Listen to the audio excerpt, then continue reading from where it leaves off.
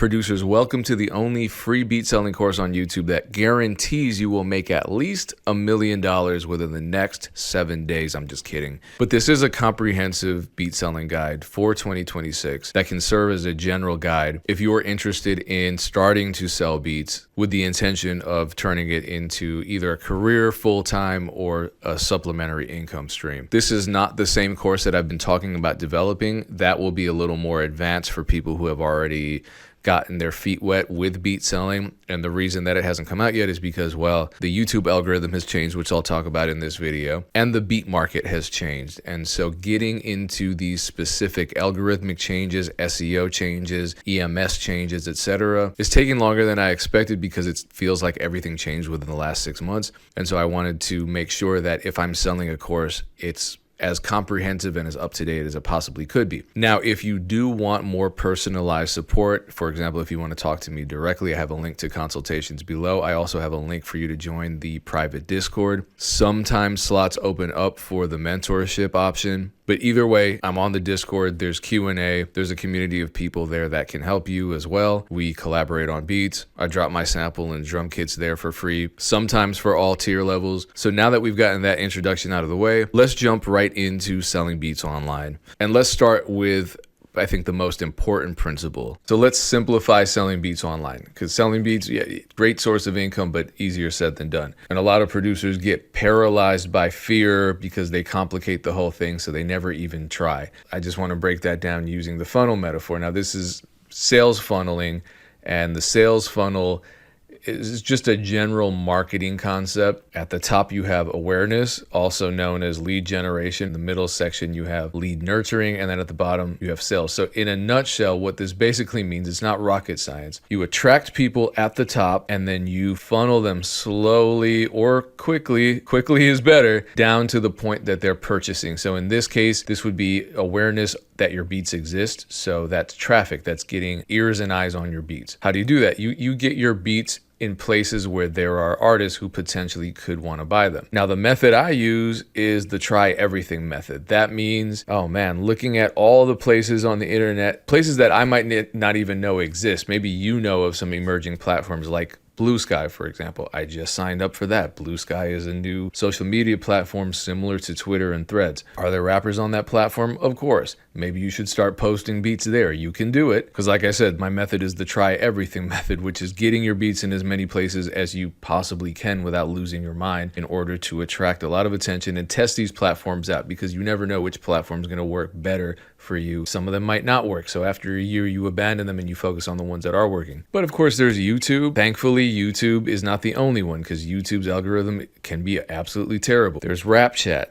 There's Veloco. Veloco just created a partnership with BeatStars, which makes it way easier, because now if you sign up and you connect BeatStars with Veloco, your beats just automatically populate from BeatStars. You don't even have to do anything. And so that's a part of the top of your funnel, the awareness, because you have tens of thousands of users of that app potentially seeing your beats, and then you direct them towards the bottom of the funnel via a purchase link. I'll explain more. There's AudioMac. I've talked about that. There's Threads. SoundCloud is still a thing. People are still searching SoundCloud for beats. Get your beats on those platforms and include a buy link. When I upload a beat to AudioMac, there is a link right here. Unfortunately, it's not exactly clickable, but it's there. And then also on platforms such as Veloco and RapChat, there is the direct buy link option here, and that will take you directly to whatever link you input. In this case, I put a BeatStars link so people can purchase the beat if they like it. Since we're here, you'll also notice that I have free downloads enabled. And what I do is I ask for an email address in exchange for a free download. Why? Because I collect emails, and now you're a part of my email list. And so I'm nurturing my leads. So I'm at this point right now, because you're a warm audience. You already have expressed an interest in my beats because you downloaded a free tagged MP3. And so when I reach out to you, either via some automation that I set up in MailChimp or just the regular weekly emails that I send out to everyone that's subscribed to my list, I can move over to consideration, because now the lines of communication are open. We're talking. I can answer any questions that a rapper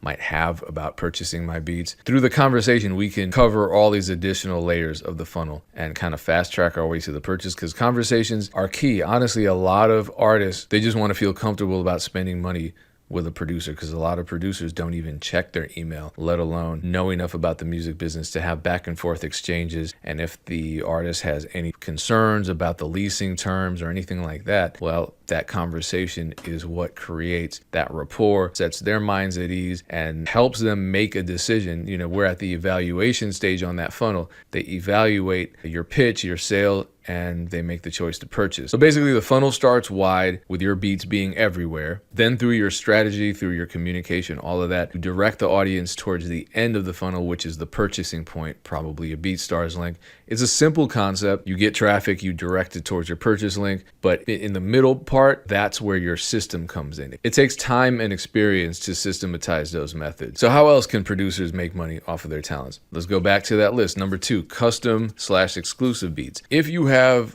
a BeatStars Pro page account, then you can add services. I really feel like you're doing yourself a disservice if you're not at least offering services. So for example, I have the exclusive beat. Actually, I have an exclusive beat plus hook option here, but I also just have a regular old custom beat option here. All you really have to do is copy and paste this link. You can also include this link in your link tree, whatever you put on social media. But also, if you go to my BeatStars store and you go down to playlists, you'll see I have an exclusive beats playlist. So for the people who are searching Marketplace for exclusive beats, which people will do, there you go. I come up here. Now, at the beginning, I said YouTube has undergone a lot of algorithmic changes. It has.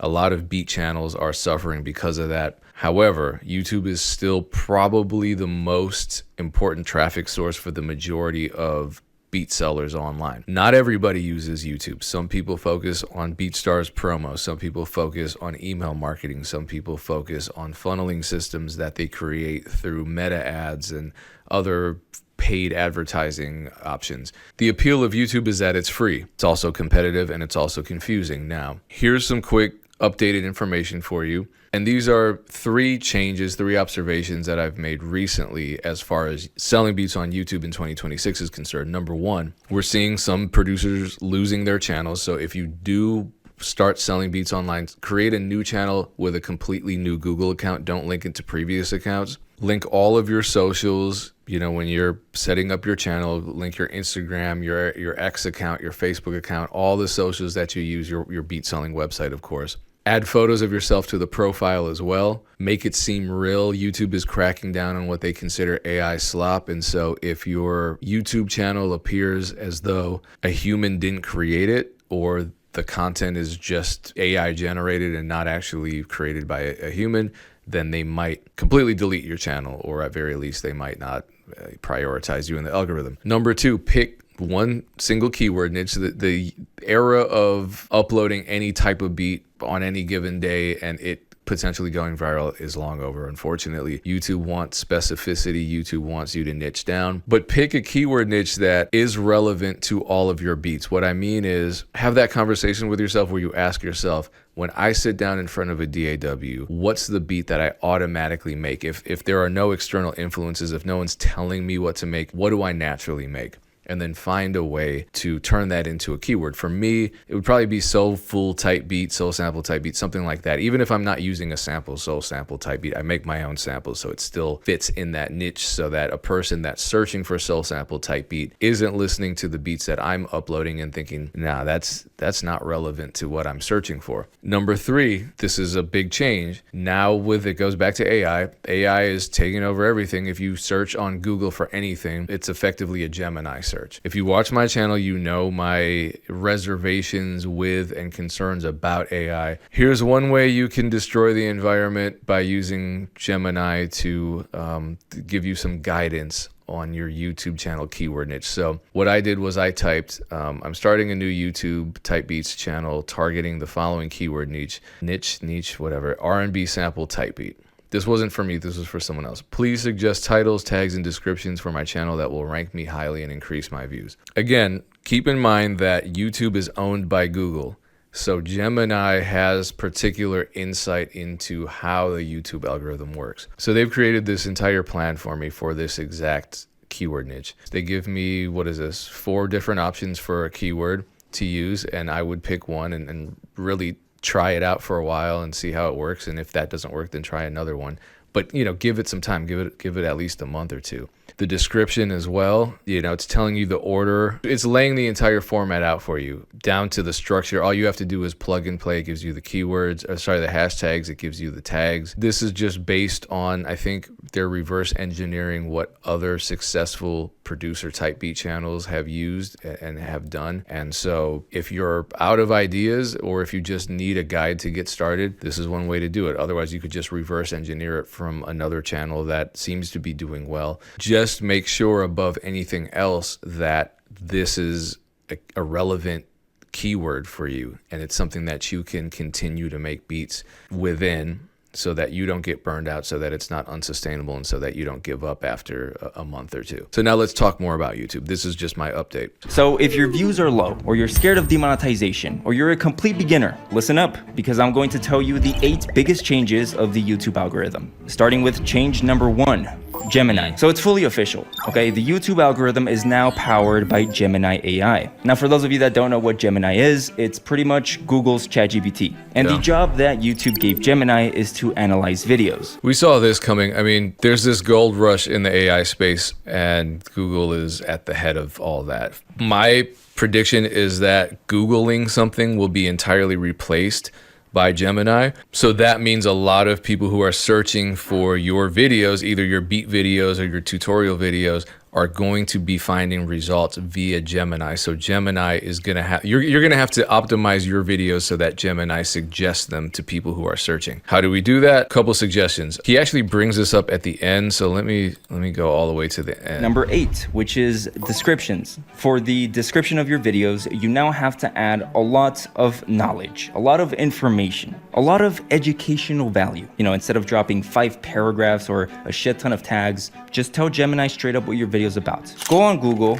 do research on the topic that you made a video about, and put a paragraph on there. For example, if I made a video about World War II, about a specific battle, I would ask Claude, hey, give me a recap of this specific battle and what. Okay, so as far as producers are concerned, I've seen producers doing this in their type beat videos, and I always wondered why. So I would, for example, click on a Rick Ross type beat video, and in the description, there'd be this long ass paragraph with all this weird flowery language. And this was way before Gemini came out. It would say something to the effect of, Rick Ross is an American rapper and songwriter from Miami, Florida, who combines gritty street anthems with sophisticated hip-hop orchestrations, you know, stuff like that. I'm like, why is that even in there? Now I'm thinking, okay, they were onto something. So there are a couple tools that we can use for this. The free version, I just have the free version of vidIQ, and they have this YouTube description generator. So I click generate for a type beat, see what comes up, dive into the creative world of music production with our latest free Jay-Z inspired beat up to, okay,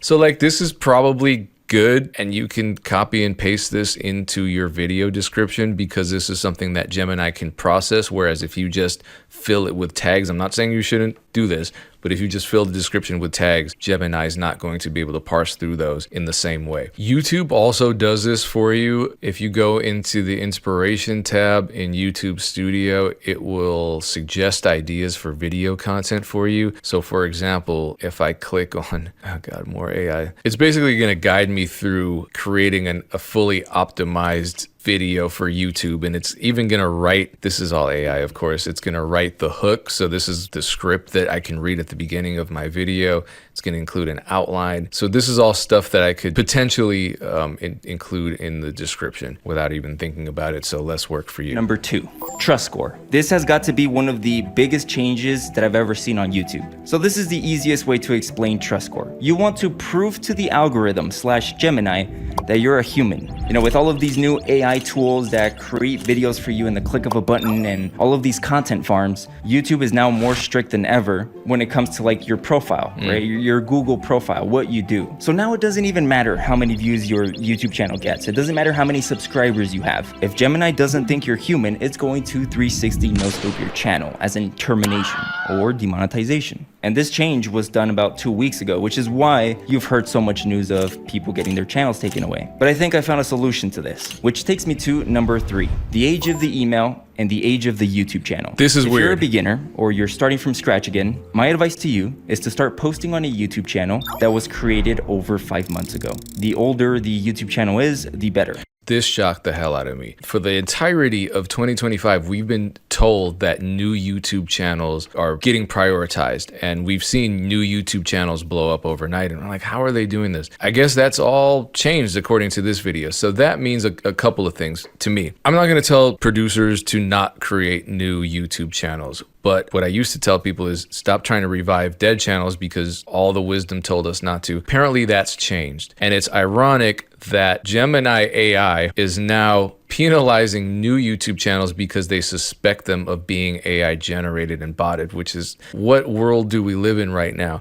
As far as actionable advice, here are some suggestions to try out. Number one, if you have an old channel, start a new channel and upload the same beats to both channels. Change the thumbnail so that they're not the exact same upload. But what you're doing here is you're testing the variable of channel age. So the old channel that maybe you haven't uploaded to for 6 months to a year, don't abandon it. Don't just start a brand new channel. Start a brand new channel, retain the old one, upload the same videos, the same beats to both channels and see how they perform. Maybe use the same keywords if you just want to test whether or not age is a factor. If both channels are performing well, okay, cool. So now you can get into A/B testing keywords. So on one channel, you upload the same beat, but you change the keyword. This is Jay-Z type beat over here. This is J. Cole type beat over here. See how they perform. Maybe they both blow up. Maybe only one blows up and you realize that that's the keyword niche that you should be focusing on. It's a suggestion. I don't think any of these ideas that he's presenting or that I'm presenting certainly are guaranteed methods to reach success and riches. Just use your personal email. You know, that email that you watch videos on, the one where you're subscribed to your favorite YouTubers. If you have any Google subscriptions. Okay, so he's also saying use a YouTube channel that's active. So you're not just posting videos and logging out from that particular channel. Subscriptions like Google One, Google Workspace, YouTube Premium, you know, any of those subscriptions, the better it is. He also talks about how the profile pic should be an actual photo of you and the name should be less brandish. History Central.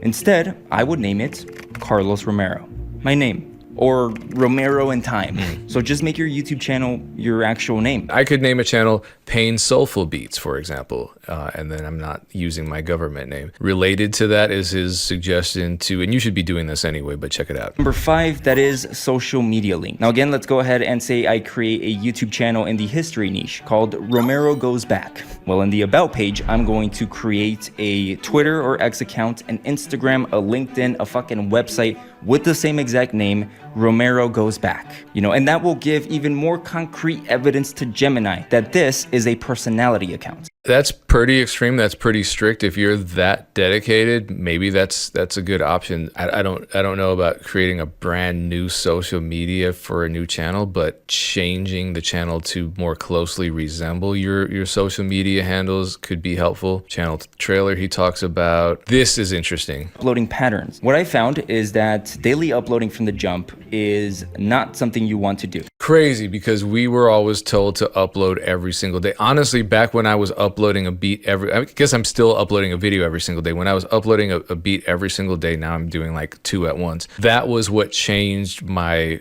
channel forever. Not even my channel, my business. And I just looked at what Cash Money AP was doing. I'm like, if I'm going to compete with the top beat sellers, I got to at very least do what they're doing. And that's what I did. And it honestly did increase sales. It helped me become a better producer, a more efficient producer. It helped me refine my process. But he's saying don't upload every single day, but with an asterisk. So let's listen. The rule of thumb is to post every 2 to 4 days. And side note, do not worry about views. Okay, the first 15 videos, what you have to pay attention to is impressions, not views. The second you post 15 videos, you want to go to YouTube Studio, you want to check your impressions, and if you have under 100,000 impressions, that means that 1, your trust score is very low, or your video ideas and videos were just shit. But anyways, let's say you post those 15. It could mean your thumbnails are bad too. Don't forget about that. Videos, you do have over 100,000 impressions. From there, you can start posting daily or a little bit more often. But for those of you that already have a shit ton of views or impressions, don't do this. Okay, this is just for people that are starting off or they're starting a new channel. That's just a better way to go, right? You want to show Gemini and YouTube that you're a human. Might be good news for producers, especially producers that are more versatile. So it's always been frustrating for producers to be told that they have to use one beat keyword on a channel. So if you make R&B type beats, you don't want to switch up your keyword. You really want to just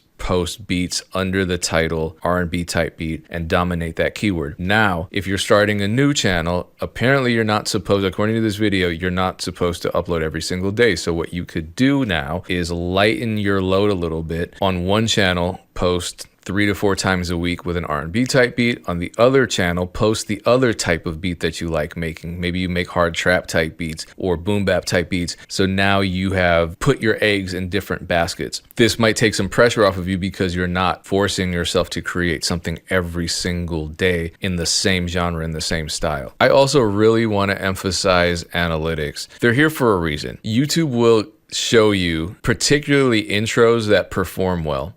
So people who are engaging with your video. So these are videos that are especially engaging, and a couple of them are beat videos. It also shows you the ones that are doing poorly. You can learn from both. So for example, this beat, which doesn't have very many views, the average view duration is damn near 2 minutes. So there's something special about this particular beat. I need to analyze this beat. I need to analyze this beat too, to see why it's capturing the attention of so many viewers. And I need to look at this beat video to see why it's not doing very well. And it could be because the intro's too short. It could be a number of factors, but it's my job to go back, listen, and analyze and see. So the click-through rate, I guess this is average. Let's see. The average click-through rate for YouTube is between 2 and 10%. So yeah, I mean, this isn't great, which suggests to me that maybe the thumbnail isn't that engaging, but the beat itself is engaging because it is not getting great views, but it's getting pretty good engagement, which is a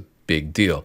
And, you know, here's the map. This is all stuff that you can learn from. And I'm not saying it should change the way that you fundamentally make music, but it should change the way, or at very least influence the way you structure beats, the way you structure your intros, the way you market your videos based on thumbnail, title, etc. All of that information can be deduced from these analytics. So let's get ready for 2026. The YouTube algorithm changes are already here. We can start using them to our advantage, leaning into them, making the necessary changes so that we have a much stronger and more prosperous 2026 on our beat channels on YouTube. So obviously, like, if anyone's watched my channel for more than 5 seconds, they know that I think the niche you're in does determine how much you sell. And a lot of it, yeah, it's demographics. It's a lot of stuff that goes into it. But what I've discovered, I started to see that certain channels would sell significantly more than others, and they had way less views.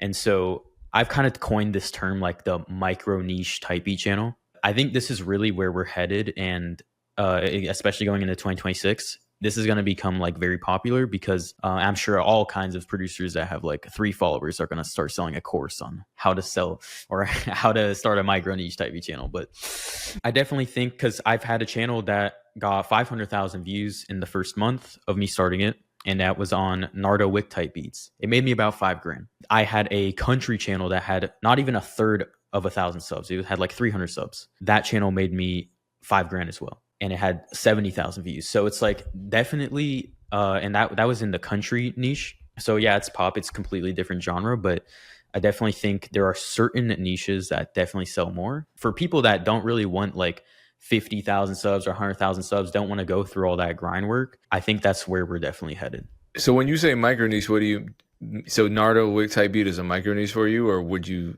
No, to kind of give you a better understanding of what a micro niche type beat channel actually is, it's basically a niche that is in the right demographic, right? It's already targeting an audience of buyers that like actually buy, and that we already know buy.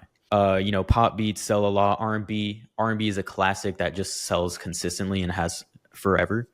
And then like, so you first take the genre, and then you break that down further into specific styles under that genre. So for example, if I was doing pop, then I'd go for country, which is even more niched. And I know that's definitely, country is primarily US, right? And people in the US, it's probably the best, if not one of the best economies. So, you know, okay, great, more spending power. Whereas if you do freestyle beats, you're targeting a worldwide audience. You're barely getting any US. And so you're also going to see your CPMs on YouTube go way lower. But you're going to break down the niche further. And so then I would go for, okay, what's an artist, a specific artist in country, And then now here's the thing is like, now you create products or funnels that are now targeting like that ideal customer, because now you have your ideal customer. So a micro niche is like you take the genre that you already know is profitable and then you just break it down further and further. So like people could say, yeah, Nardo Wick is technically a micro niche. I disagree because it's big. You actually want it to be a smaller niche. So for example, like Pharrell Williams type beat, or Pharrell X 2000s type beat. Like that's such a very, like no one would even think to drop those beats, but those beats are selling like crazy and you don't need that many views. I have like a bunch of niches in mind that like are like that. I think that's definitely where we're headed, is like not going for Drake type beat or not going. Oh, another great example while we're on the topic. If you did want to go for Drake, to make it a micro niche, you know, Drake has more of the mainstream sound, and then he has like that Take Care sound, that Nothing Was the Same sound. So I would do Drake X 2010 type beat, or Drake X, Take Care. Like everyone knows, Drake X 2010 R&B type beat. Everyone knows what type of sound that is. And then now you're targeting that ideal person that wants those exact type of beats. So it's like ads, like you're just advertising, you're getting your ideal customer, and YouTube is like literally the best for that, in my opinion. Drake dancehall type beat, or right, J. Cole's soul sample type beat. And I guess we used to just call those long tail, but I don't even know if long tail is the right word. I'd say, yeah, it's similar, right? You're going to see, just because I'm going to start talking about it, or I am talking about it, everyone's going to start talking about it. And then it's going to become oversaturated again. And then there's going to be some new thing, right? Then it's going to be going back to the high competitive keywords and everything. This stuff always fluctuates. But yeah. One last final question. I think it's going to be really valuable, just to kind of close out this video here. When you were first starting out, obviously you didn't know all the marketing techniques that you know now. But I'm curious, if you had to start over selling beats completely from scratch, having all the knowledge you have now, what would you do? Have a very specific channel just for beats. And I might actually start 2 channels, because I like making drastically different kinds of beats. And when I say drastically different, it's all, it's all hip hop, but it's just, as far as the algorithms are concerned, I would just have 2 different channels and, maybe 2 different identities, even like DJ Payne 1 over here, and then like Snazzy P over there, some dumbass shit. Obviously a better name than that, but something else. So then I would just really be intentional about my audience, and then I put myself on a strict upload schedule, and I would use what I consider, I've just called it the shotgun method, where wherever there are potential customers, that's where I need to put my beats. So I'm just shotgunning them out, which is overwhelming. It's a lot of work. You might end up uploading on 10 different platforms. The more you do that, the more data you get, and then the more you can narrow it down. Right? Like, you know what? YouTube Shorts aren't working for me, but Rap Chat is.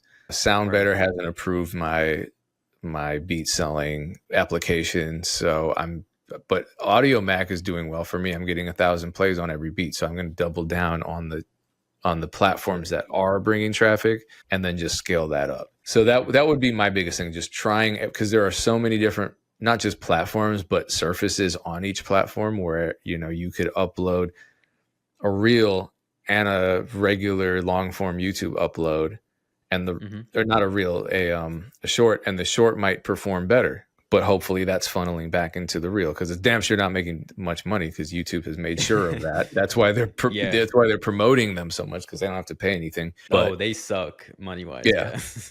Yeah, money wise, but maybe they're a decent traffic source. So sure. That's what I would do, and that's what I would encourage others to do. Just start on the best foot possible. Really be intentional about your branding, the types of beats you upload, the sound.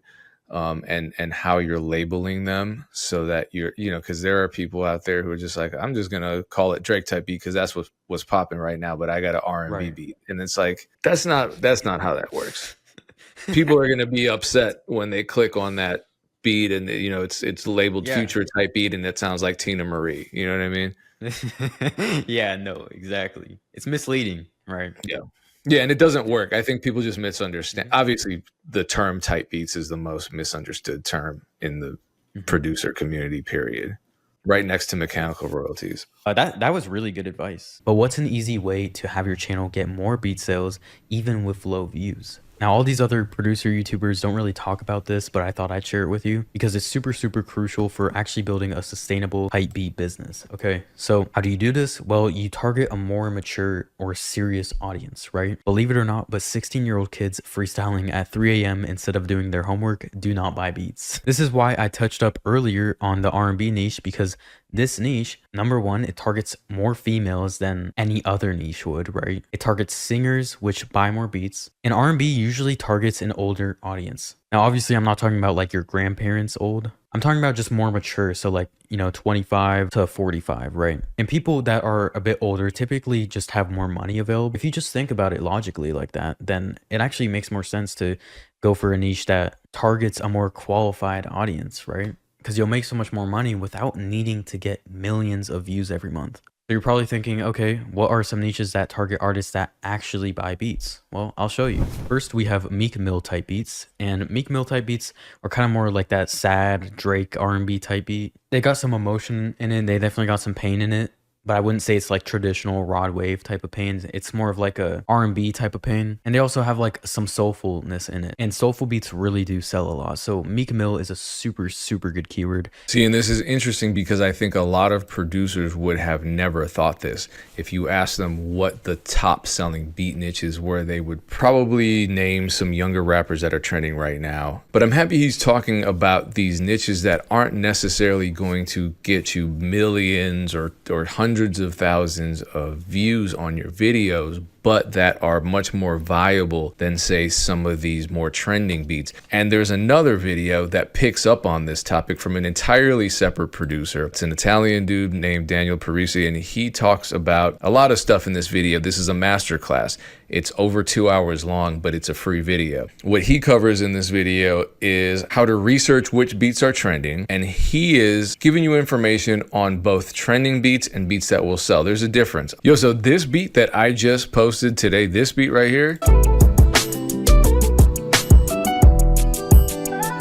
that beat was made on the Discord. So why haven't you joined the Discord? Join the Patreon. It doesn't matter at what level your membership is. Even the lowest $5 level gets you access to the Discord. I post beat collab ideas in the Discord a couple times a week. If the beat's dope and I think my audience would go for it, I put it on my store and I upload it to my channel, as I did with this one. Shout out to all the members of the Discord. And then also, if you join at the 2 higher tiers, all of my, so the last 3 drum and sample packs that I dropped are all free to those members. There's also a huge sample vault and any other solo kits that I create. So the next Damn That Hurt kit, which would be volume 8, that's dropping at the end of the year, before the end of the year, pretty soon actually. That's going to be free for everyone who's a higher tier member of the Patreon. So shout out to the members. I don't know why you are not joining. Link is in the description and it's pinned as a comment. Hope to see you in there. A lot of producers love making beats that sound trendy. They sound like some of these newer artists like Bloodhound Q50, Chief Baby Do It, artists like that a lot of people over the age of 30 don't listen to. And they'll make those beats, they'll blow up because they're trending right now. But because there's a much younger audience, they're selling fewer beats. However, because they're getting higher view counts, they're monetizing their channels. And so they may be making a couple $1,000s off of YouTube ad revenue a month, which is fine. That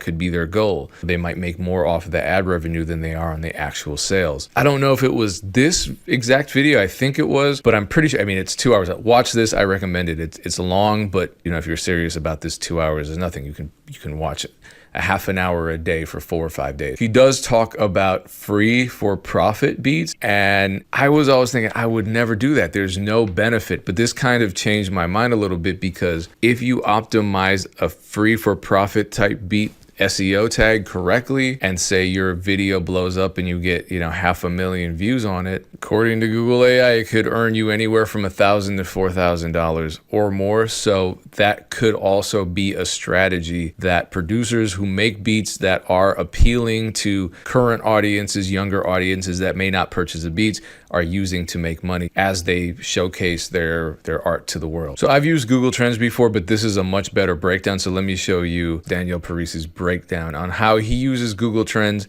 Obviously, I'm going to link the full video below so you can watch it. It's 2.5 hours. and I did watch the whole thing. Shout out to him. Google Trends suggest you to put United States because we want to focus on the United States. That's the country that pays the highest for 1,000 views past 5 years, so we can have a broader look at everything that has worked. Can leave that empty and obviously want to do YouTube search. With this, you can basically have the confirm of all of your research. So for example, before I was talking about Vonoff. So Vonoff, I don't even know how you spell that name, but we can look Vonoff type beat here and look at the graphic. Boom. Upwards graphic. So what I said wasn't some bullshit. It's actually true. And you make sure that it's working from looking at cold numbers. You can also see where it is like more searched. But what we really care about is make sure that the graphic is still upwards and that there's still interest in this keyword. Or I can look up 1900 Rugrat type beat. Let's see if this is still relevant. Okay, this is way less searched. I'm thinking about, I don't know, we've searched Playboy Max type beat. Oh, this is a very good graphic, bro. No surprise that producer I showed you at the beginning of the video is getting views. See how everything like literally returns. So if we look at only this graphic right here, right now it's one of the highest peaks it has ever been. In the video, he also discusses visual branding, thumbnails in great detail, and their connection to SEO. Why? But I think it's kind of straightforward. The hood beats, neither. I mean, it's not an aggressive beat and shit like that. R&B, these are more like mature kind of beats. So, you know, names. And this is an extension of what Diego was saying in his video about targeting the R&B type beat niche. Is still underground. It's like drill beats. These are more for like the R&B, pop, indie, guitar, acoustic type of beats. So we're gonna go to the underground, right? And we know that the type of pictures that work well are usually like these outfit pictures, which I don't think really match the vibe. Because consider, once you find a viral idea, like for example this one, there's a reason why this beat went viral. Okay, it still got a girl picture. So that's what, you know, made me associated with this kind of lane, right? So maybe what I want to go for is exactly like this example right here. You see how it's basically like, it's like a funnel, right? If you don't know what a funnel is, you start from the bottom, from the top, and you go to the bottom. So you start removing to each, you know, step something. So for example, you find the viral beat, then you get like the idea, and then from idea you get a thumbnail, and then the niche, and boom, right there, like we arrived to this. So the reason I played those two videos is because I truly believe that if you watch both of those videos, and for example, how he was breaking down the funnel system, you know, in 3 steps, I believe you will feel much more equipped to start a viable type beats channel on YouTube right now, because you'll actually have some insight, you'll actually have some practical step-by-step advice, and though it may change, you will start your journey on the right foot. What if you're one of those producers that just doesn't want to deal with type beats, period? Type beats. Here are some suggestions for you to break through the YouTube algorithm and actually get some people to listen to your beats and potentially buy them. Look at the way that they are labeling their beats. No type beats, and it has thousands of views. When it comes to making beats, originality, creativity are dead. Everyone's making the same type of stuff. Everyone wants the same type of stuff. Now, that's a narrative I don't necessarily agree with. I've always disagreed with that narrative. However, I have to admit that it is nowadays truer than it ever has been, which isn't to say it's 100%. I think the whole type beats world has caused a certain degree, along with social media algorithms, especially YouTube's algorithm, has caused a certain degree of homogeneity. Everything sounding the same, people expecting everything to sound the same, people wanting everything to sound the same. Now, if you're a producer that values creativity, you want to be unique, and you don't want to play this game, I have some positive news for you, and I want to put some things into perspective and give you actual ideas that you can start using now. That's really the point of this video. But since I'm admitting that the whole type beat situation, which I've always defended, and I still will for valid reasons, I have to admit that the type beat SEO practice has over time started to encourage less and less originality, and it has to do with the YouTube algorithm. I'm a producer. My job is to an extent have vision. I could envision a track, a style of beat that Russ or Drake would sound good on, but they've never, you know, used before. So I'm like, this beat is dope. I could hear both of them on it. I don't think they've ever done a song together, and they've not rapped over a beat like this, but I'm gonna drop it and I'm gonna label it Russ times Drake type beats. 10 years ago, that would have worked. I could have gotten 10,000 views. People would have bought that beat. Nowadays, everything is a niche. YouTube does not want you uploading a variety of kinds of videos to your page, which is why my YouTube channel has just gone to shit. So it's tough for people who are eclectic, right? It's a challenge because a lot of, like me as a producer, I want to make a lot of different kinds of beats. I do all the time, but I don't want them to just get lost and buried in the YouTube universe. But it's important to understand the game that we're in. So there are a lot of people like Daniel Parisi who have been actively teaching. This is a whole masterclass. I recommend watching it on how to find your niche in the type beat space online and really optimize your beats on your channel to dominate those keyword niches. Hey, if you want some ideas, I'm always putting ideas out on the Discord. We're collaborating on the Discord, and it helps me for you to join the Patreon. I mean, the lowest tier is $5 a month. That's nothing. And then you can also join at the highest level and get a coaching call with me every single month. We can talk about whatever you want to talk about, but what I generally talk about is this kind of stuff, YouTube optimization. Either way, you're gonna get either access to the Discord, or you're gonna choose one of the higher tiers and get access to the Discord and access to a bunch of my sample and drum kits for free, and any sample and drum kit that I release in the future for free as well. The link is in the description, and I'm also gonna pin it as a comment, so hope to see you there. I'm just gonna play a little bit from here just so you can understand what I'm talking about. Immediately like associate to this one, so you know what kind of pictures to take. There's not a random reason why he chose the girl selfie pictures.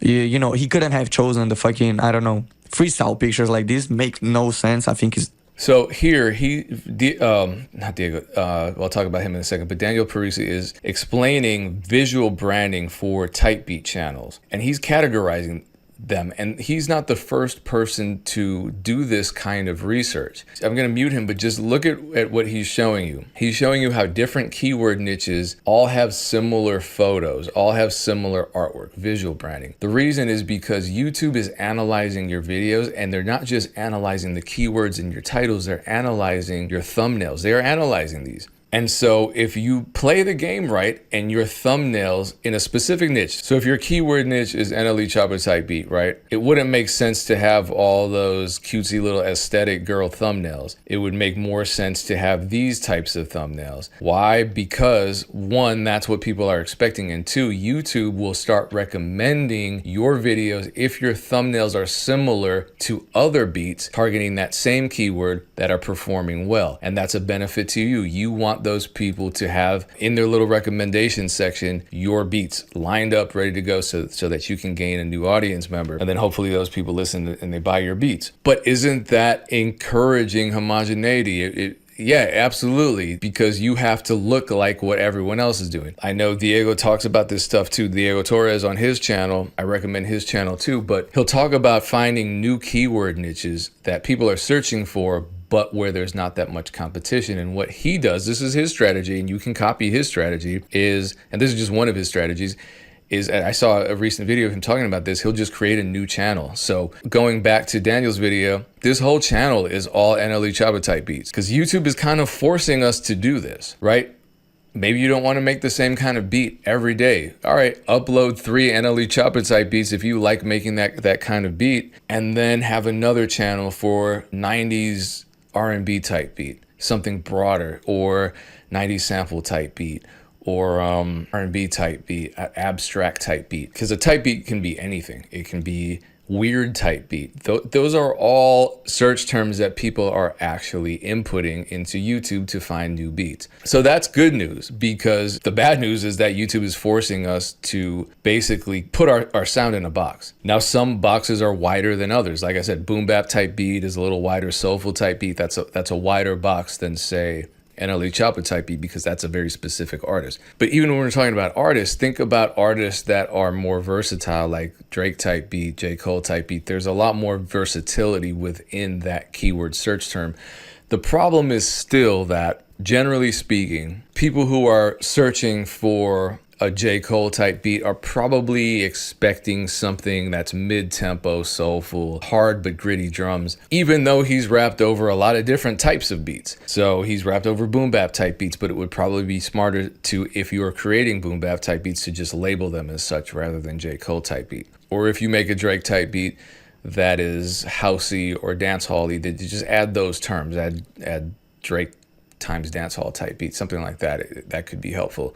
All right, so what if you're one of those producers that just doesn't want to deal with type beats, period? Fuck type beats. Here are some suggestions for you to break through the YouTube algorithm and actually get some people to listen to your beats and potentially buy them. People suggest to me all the time, just label your beats as DJ Pain 1 type beats. That is absolutely not what I'm suggesting. I'm sorry, guys. I don't mean to insult you, but that's a silly idea. There are lots of producers who are getting a lot of exposure on YouTube, who are building an audience. Maybe they don't even want to sell beats. Maybe they just want to stream their instrumentals on the streaming platforms. Maybe they want to sell sound packs. Maybe they just want to build up an audience and monetize their channel, and they're not even selling products. Already right there. See, I'm showing you, hopefully, and putting into perspective the broad landscape that is YouTube. So don't feel constrained. Don't feel like you absolutely have to make type beats in order to make a name for yourself in the space. I just searched the term, "this beat sounds like." Now there's this channel, SNRP,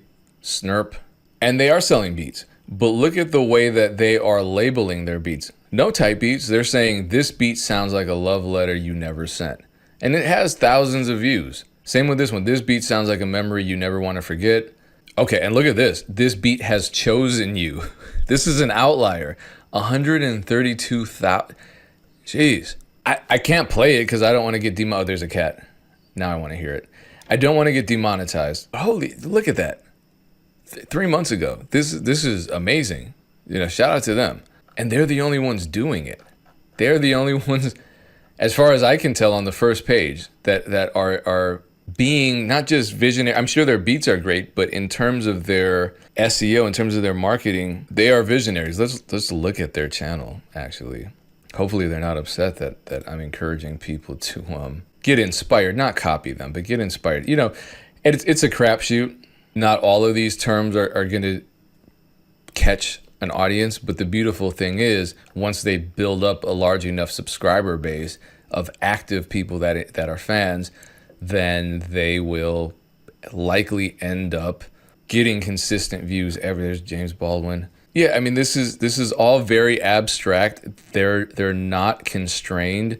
So this is one way that they can showcase their creativity and talent without playing the YouTube game. They're playing the YouTube game by not playing the YouTube game. Do you know what I mean? Also, look at how consistent they are with their uploads. You know, a lot of producers just give up after a week, or they take a long ass break. Don't do that shit. Here's another guy, Snap. He's not selling beats, it doesn't look like. He's making beat tutorials. I watched this one, cooking up a Sade type banger. Beat sounded amazing. It was entertaining to watch, and look how many views he's getting. Compared to how many subscribers he has, that's pretty good. That's 100% right there. This, even better. So he's doing a lot, and he's monetized his channel at this point. So if you want to, this was probably funny. If you want to take that route, you can take that route. You don't have to upload type beats. You can showcase your talent, teach people, and make money in the process. I don't know if this guy is selling stuff. No, it doesn't even look like he's selling stuff, but he could start selling packs. His channel's at over 1 million views. I think, what did it say? Over 1.5 million? Yeah, over 1.5 million views. Anyone can do this. You don't have to be a BeatStars member, but obviously I think you should be, because I'm going to be using MailChimp, and you can get the free account for that. And that integrates seamlessly into BeatStars in a way that's amazing, actually.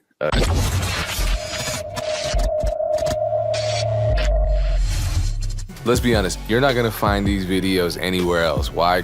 Because I make them. So it would really help me out if you subscribe. If you've already subscribed, what also really helps is if you like the video and leave a comment. It's hard in the era of clickbait videos on YouTube and negativity in the producer community, and I appreciate your support. Thank you so much. The primary outcome is not gonna be to sell beats here. That's not the goal. The goal is to get those data and then convert those data into those subscribers into customers. And there's no one way to do this. I would personally start out by collecting emails in exchange for a free download. And so I'm going to show you how to do that. First, I'm going to give you an example of how I did that with a sample pack, a free sample pack giveaway. Let me share my screen. I actually tweeted about this because someone I sent out a free pack for the subscribers on my list, and someone told me that I would have to pay him in order for him to use my free sample pack. And then he called me a bitch, a broke bitch. And it was hilarious. So here is my very simple funnel, because I wanted to reach out to producers. You know, if I'm selling beats on BeatStars or giving away free downloads, those are potential beat buyers. So I need separate email lists for producers, because I put out a lot of producer content, and I send anyone on this list new kits I've made, free samples, that kind of thing. And it's so simple. I mean, it's a very simple design. They enter their email address in, they enter their first name, and then you have data. And immediately following, they get the free sample kit. And it's the easiest thing to set up. It's not complicated. And that's why I love showing this to you, because everything is just easy, and everyone, I think, can do this. This actually happened. You can check my Twitter. There's a screenshot. So here's what I'm going to start by doing. I'm really going to go through this step by step. And please feel free to ask questions throughout or interrupt me during the process. I am going to first, oh man, not sharing my screen still. Let me log into my BeatStars. I'm gonna pick. Let's make a free beat pack. I'm gonna make a free beat pack, so anyone who downloads these beats can get, or they in exchange for giving me their email address, they get 3 free beats. There are a lot of ways to do this.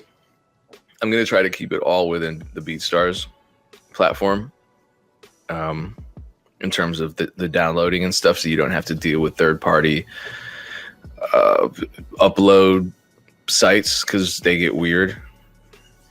We know what I'm talking about, right? Like, some of these sites that you download files from, or that you upload files from, have deceptive links, and it just, you don't want to put people through that. So let me find 3 beats that I'm going to set as completely free, untagged downloads.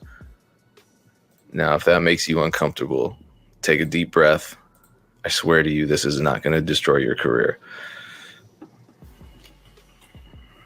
Just here.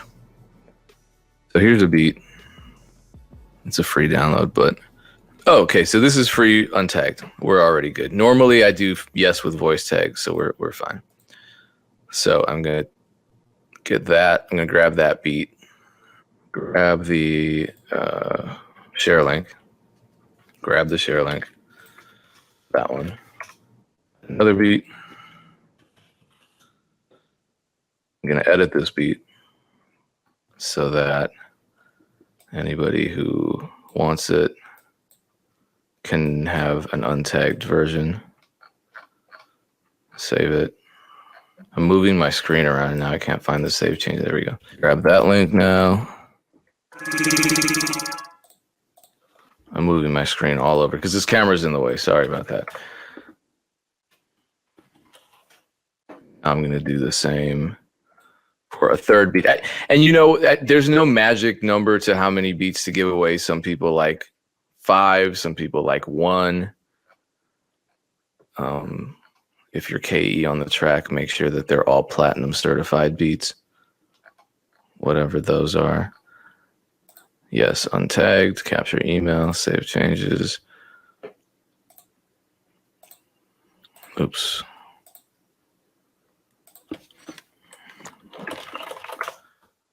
So I'm gonna grab this one. Let me make sure that, oops, wrong one. Let me make sure that no one is in the chat with questions. This is going to be archived. Yeah, there are only 50 people in here, but I expected that. I did. It's Thanksgiving, and this is around the time most people are eating. This will be available on all of BeatStars' fine social media. Okay, so we got that. If there are any questions, please ask them. And otherwise, I can continue. So Graphics. I'm not great at graphics. I do my own though, because I guess why not? I recommend sites like Pexels, and I am going to show you what I'm talking about here. This is how we prepare. I told you I'm doing this entire thing from scratch. I wasn't playing about that. So I don't know. Let's find a picture of a studio.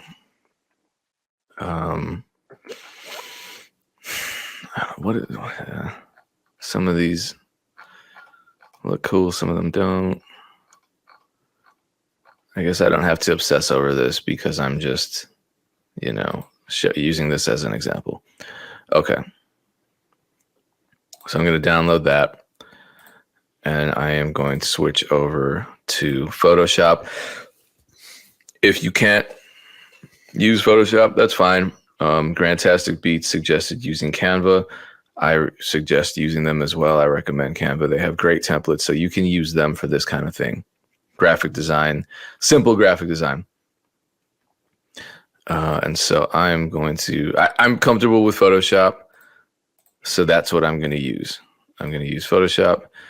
This is a thing that I'm not going to teach you graphic design here.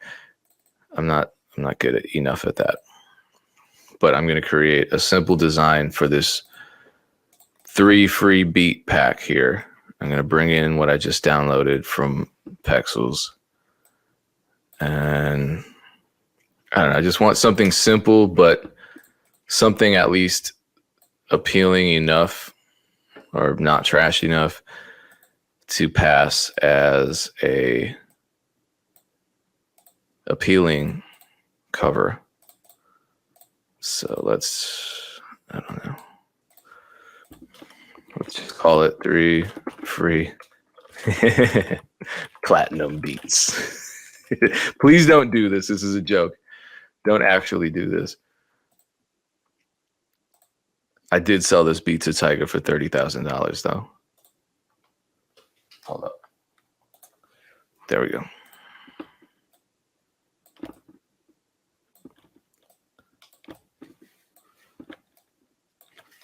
My Sapphire interface did cost me $4,800. Cool font. I'll stick with something simple and say, oops. Damn it, man. Save. Fix this. Actually, let me.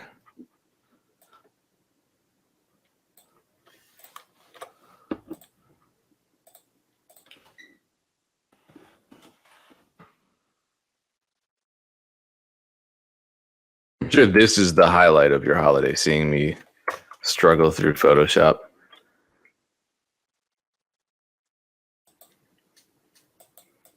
I just got to change that color because what the hell, right? Oh, there's a color overlay playing with me. There we go. Save that. Now we got the spine. All right, 3 free platinum beats. I'm so lame. I'm gonna make this larger just because I'm anticipating because look, it's kind of a wider, for the simple template that MailChimp offers, you can customize it, you can do whatever you want, and you don't have to use MailChimp. I'm suggesting it just because it's free and it integrates right into BeatStars.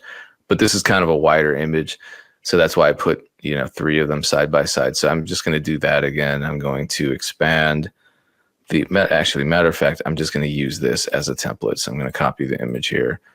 I'm going to basically just remake this. So yeah, I'm just going to use these little ones as a guide. And I blur these. It just kind of, it's a cheap trick, but it makes it look cool. Like these are actual real boxes, though they're not. Oh man, I meant to redo that. There we go. I'm gonna save this to my messy ass desktop. beats. So now I have my artwork. No, I did not. Sorry, I did not sell a beat to Tiger for $30,000. That was a joke about a YouTube ad. So Canva is very similar. Yeah, you're right. Canva is layer based, so it's similar to Photoshop, but it's not as difficult. You really can just use their template. It's plug and play. It's really nice. I use it for basically all of our MEC posts are Canva. A lot of my TikTok videos are Canva. Some of my, even if I'm not using Canva, sometimes I use their templates, and I do not pay $12 a month for it. I just use the free version, honestly, right now. I'm tempted to get it because they do have some nicer premium features, but I don't think it's necessary at all. All right, cool. So moving on. I think we might get through this pretty quickly, so we can have a Q&A at the end. I might be asking you guys questions. So let's go back to MailChimp. I'm going to show you how to set this up. First, I'm going to flex my open rate. I was really excited about, look at that, 41%. I'm telling you, man, email marketing is not dead. The average open rate is, I think, around 17%. So if I can ever get it past like 25, I'm happy. So anyway, MailChimp is not just for email. They have this thing called landing pages. They have all types of stuff, social posts. So they're kind of like a Canva in and of themselves. Excuse me. I'm going to use a landing page, and you can create. Oh, these are my already created landing pages. If you go to create campaign, you can create a landing page that way. So let's call it 3 free beats. I'm just going to funnel this into my 5 free beats with hooks email list. I would suggest for you to create a new audience for it, just so you can keep everything separate and monitor your progress. And then, much like Canva, they have all of these templates. I honestly like the way this one looks, but I don't think I have the right kinds of graphics for those. I may just opt for something simpler, like, I don't know, this. Let's go with this. So yours can look a lot nicer than mine. So what do I have to do here? I have to replace the image. I just have to upload a new one.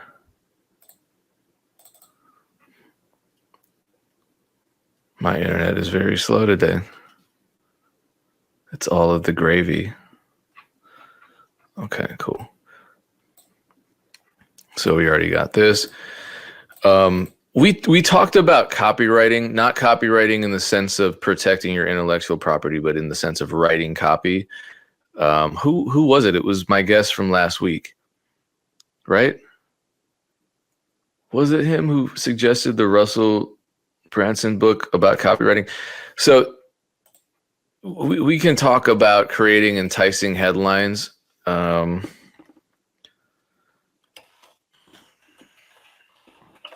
I'm just going to opt for something simple and straightforward, but your language does matter. It really does, especially when we're talking about headlines, especially when we're talking about ad copies, and especially when we're talking about emails, specifically the subject line. So I fully support anyone's assertion that if you're getting into marketing your beats, that you do read up and research and practice writing copy, like writing effective statements that capture people's attention. Because a lot of people just kind of wing it, and they're like, well, I'm just going to put, dope beats, download now, or buy my beats now, that kind of thing. And that's not always what people want to hear. So let's see. Ready for 3 certified. Do not write this. Do not write this. I am joking. I'm being sarcastic. I'm sorry. Do not copy what I'm writing, please.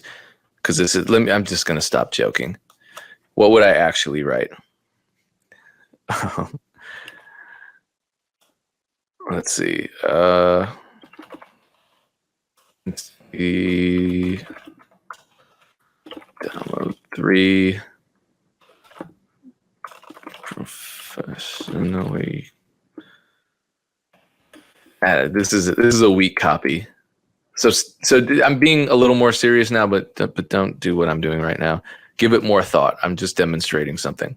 I think we can customize this even further. So yeah, we could include the first name. It's good to have a first name. I don't know if you want to do SMS marketing, you can add phone number, you can add address. I don't think you're going to get people's addresses out of them. I'm just going to stick to email address and first name. Why is first name important? Well, one, because the more data, the better. But two, in MailChimp, when you send out an email campaign, you can use the F-name tag so that you can actually personalize each email. So let's say you have an email list of 500 people. Every individual person getting that email, if you use the F-name tag, which I can talk about at the end if anyone has questions, you can customize and use the person's name in all of those emails. So if I put in that my name is Pakal, which it is, then if I'm getting your email, it would say, hey, Pakal, here's your free whatever.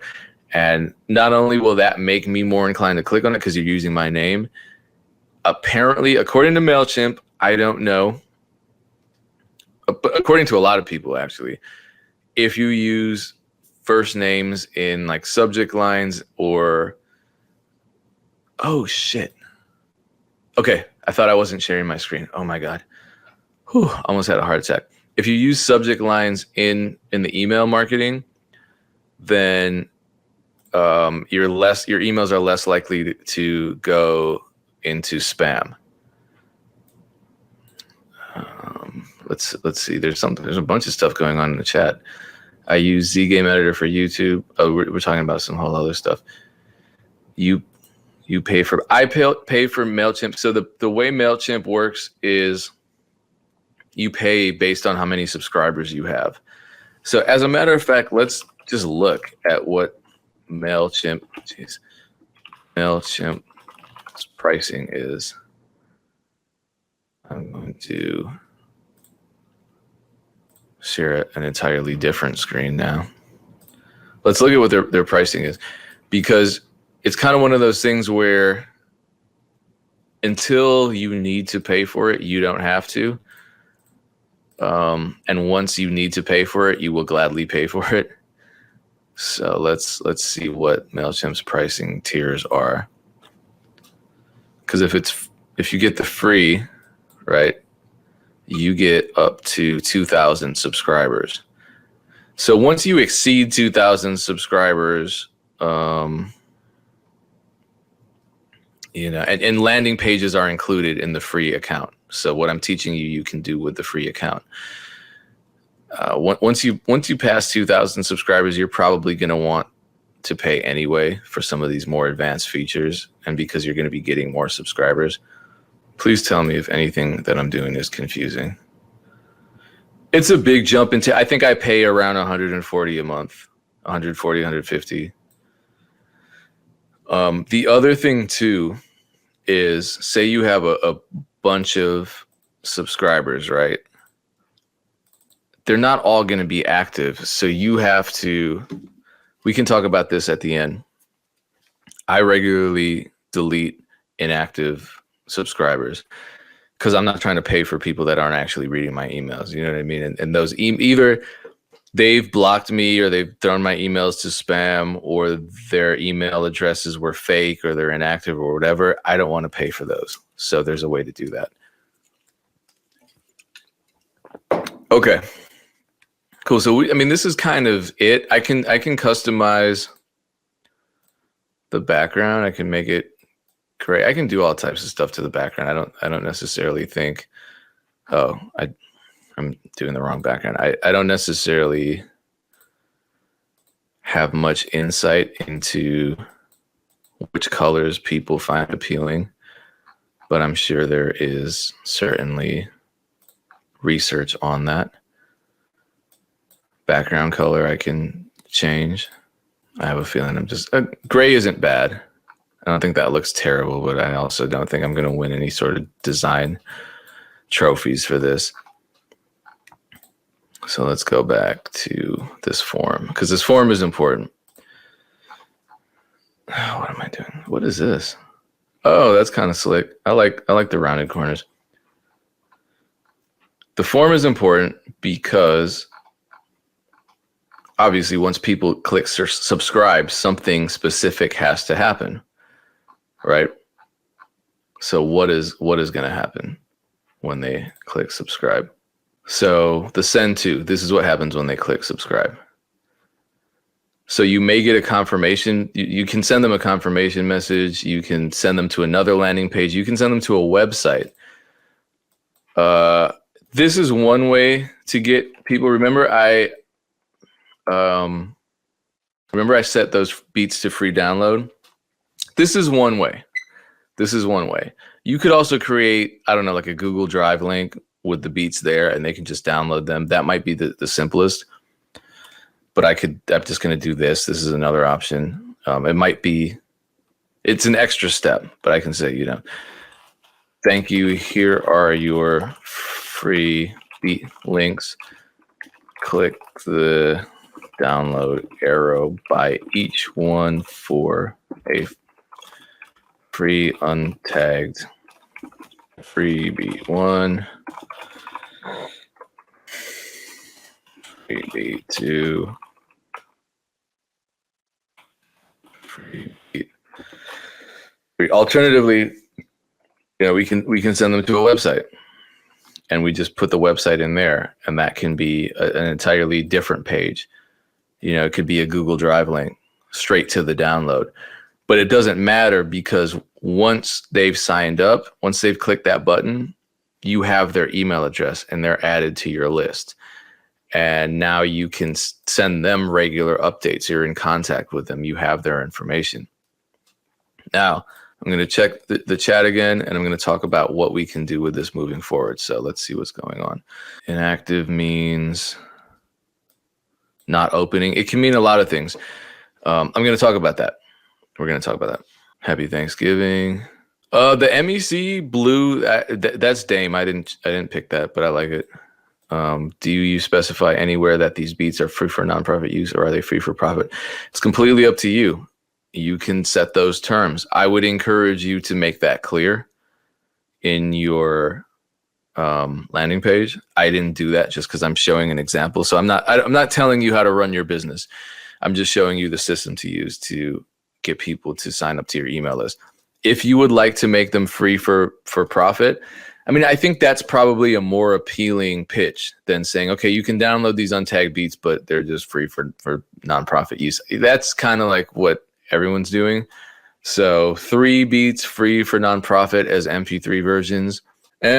Who knows? The other thing is, people could say, well, I like these beats so much, I want the wave and stems version, and then they just go back and purchase those from you. So that's one benefit to just using the BeatStars links. But I'm sure there are drawbacks. So you have to figure out what works for you. The good thing is that the method I'm showing you, just starting out, is free, so you're not paying money to experiment. Granted, if you want to advertise this stuff, yeah, you're going to have to spend money on that. And that's what I want to talk about next. What's the next step? How do we make the best of this? So we've talked about advertising quite a bit, especially Facebook advertising. Facebook Business Manager is what I use for all of my Instagram ads. And whenever you go into your Facebook Business Manager panel, now this is advanced. If you've never done this, don't worry. I might say some things that are maybe over your head. All I want you to do is get a glimpse into what you could potentially do with these data, so you know how important these data are. So you know how important collecting email addresses actually is. There's this thing called lookalike audiences. So ask yourself this question, right? If you're going to run an ad to advertise your beats or to advertise your sample pack through Facebook, through Instagram, who is going to see those ads? Who? You have to specify who is seeing those ads. And the problem is, if you're just a first-time advertiser, you have no idea. You're just kind of groping around in the dark. You might set it to only display ads for people ages 18 to 35 who listen to hip hop. Are all people from ages 18 to 35 rappers who want to buy beats? No, not by a long shot. So you're going to end up spending a bunch of money advertising to people who might just be fans. They might be other producers, right? So you want to narrow down who you're advertising to. And we've talked about this a lot. Mike Trampy has made great videos about this. I've made videos with him about this. The better data you have, the more narrow your audience is. You want to zero in on rappers who are interested in beats. So what better way to do that than collect the email addresses of rappers who are interested in beats? And that's what I just showed you how to do. But it goes a step beyond that, because let me show you. I'm going to go to audience. So let's say, okay, here, case in point. I once had over 100,000 contacts. I mean, I still have them, but only about almost 6,000 are active because I keep purging them. I can't afford this. This is ridiculous. And if they're not opening my emails, I don't want them. So I can go to view contacts. Hopefully you can actually see stuff. I'm so sorry. If I click on, export audience. If I go to export audience, look, it's exporting as a CSV. Keep that in mind. I'm going to log into Facebook Business Manager and I'm going to show you something. This is a big shortcut to effective advertising. Huge, I'm telling you. Now I'm in Ads Manager. Custom audience. Customer list. Your customer list is a CSV file. Look at that. I just got a huge CSV file from MailChimp. And in fact, they even have an option here to import directly from MailChimp.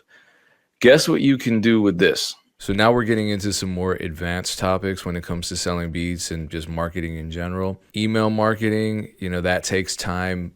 Creating an email list, gathering emails, that takes time. But when you're at the point where you have about 1,500 to 2,000 active subscribers to your email list, you can start getting into paid ads, and I'll explain how. This is an easy shortcut to targeting your customers when it comes to running ads on the Meta platforms, which includes Facebook, WhatsApp, Threads, and Instagram. Obviously, Instagram's a big one. Instagram and Facebook both are probably the two that I would target if I were allocating a budget to pay to advertise my beats on these platforms to people. And who do you advertise to, right? That's the biggest question. You don't want to advertise to just a random audience. This video explains how to take those email addresses that you've collected and basically laser focus all of your ads so you don't have to waste a bunch of money and time trying to discover who is actually going to be the right audience to display those ads to. Want to find new customers just like your best ones? Here's how to create a lookalike audience based on your customer list in Facebook in under 60 seconds. From Meta Business Suite, you're going to want to click Ads Manager and then select Audiences. First, we're going to need to create a custom audience and then we'll make a lookalike audience. So click Create Audience, Custom Audience. And when she says previous customers, it doesn't have to be beat buyers. It can be people who have downloaded your beats for free as well. It's just the entirety of your email list. So all of your subscribers total. If you have a couple thousand, perfect, because Facebook will find customers just like them using this lookalike audience feature. This is what takes, I mean, people pay money for this. You if you've ever heard of people who sell leads and help you generate leads, and companies pay six figures for this service. and then choose the customer list option and click next. From here, you are going to select your customer list. You'll need to have it formatted as a CSV and have first name, last name, and email in separate columns.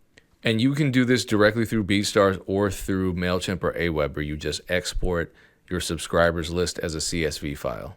Once you have that uploaded, you're going to hit next, and you might need to map out a few columns and tell them what is in that column. Looks like I'm missing first name and last name, so I'm going to do that real quick. Once I have matched the columns here with first name and last name, then we are going to go ahead and click import and create.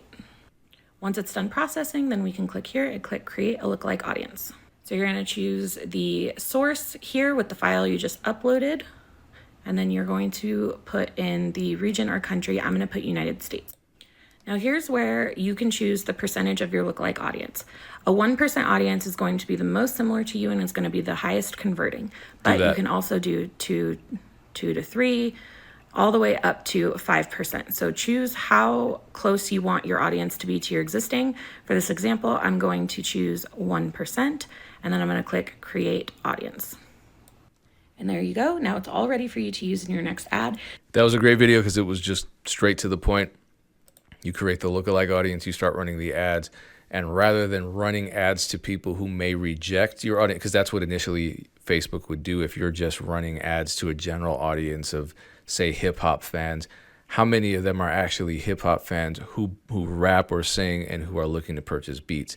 It's going to take forever. You're going to spend thousands of dollars just to figure out who to target. This way you already know who to target, and you're telling Facebook, hey, these are people who have downloaded or purchased my beats already. Find me more people just like them. So that's a great way to save a lot of money and even more time. And all you have to do is do everything else you're supposed to be doing. That email list, you know, when Instagram inevitably changes their algorithm, when YouTube changes their algorithm, guess what you can always depend on? That email list, because those are real people and it's a direct contact right to them. Let's talk more about Facebook ads. So basically a lookalike audience is Facebook and Instagram are going to take the information you provide them and go through it and say, okay, you know, all these people are, you know, look like they're rappers and, you know, they live in these areas and they're into this and they're into that, whatever it is. And they're going to actually try to duplicate those audiences from people who are not with your data. So pretty much they're just going to say I was in someone's data source, like an email list or something, and I ran this through a lookalike. And they're running it through. They're probably going to find pane one eventually because we have a lot of stuff in common. And I'm sure we match up on Facebook when we fill in our information and everything that we do on social media. They're pretty much just going to find people that are similar that are already involved with your audience. So you can pick 1%, 2%, 3%, all these different things to how big it will be. I usually keep it anywhere between 1% and 3%, just because I don't want it to become so wide and so big that it just might not be accurate. But I would save this until you guys have enough data to run it. I don't think it makes sense to run it when you have 100 people in your email list. So keep that in mind. Do more research. Lookalikes is something that can definitely be beneficial. Okay. All right. So let's see. Any more questions really quick?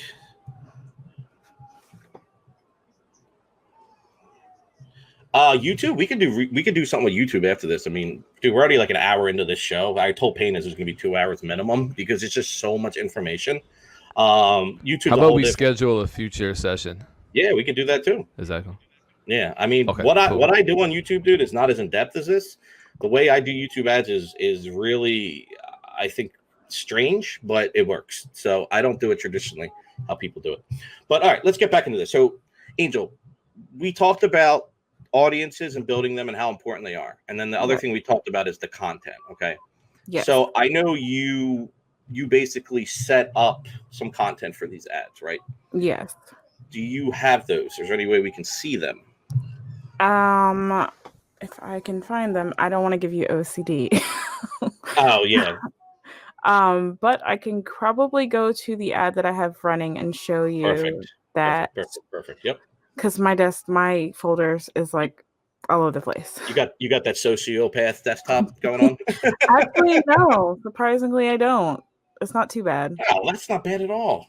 No, it's not bad. That's not bad at all. It's good to me. Let's see. I go to the I got the spinning wheel of death here. Hold on. All good. Okay, I go to this one. And then I want to see my ad set. Okay.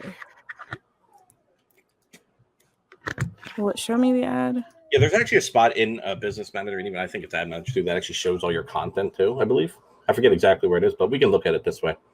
Okay. Did you hit share with sound, or I don't think you can when you share multiple windows, so it doesn't really matter. So, well, actually, it does matter. So something you guys specifically with beats want to focus on is starting your beats when they're hitting the hardest.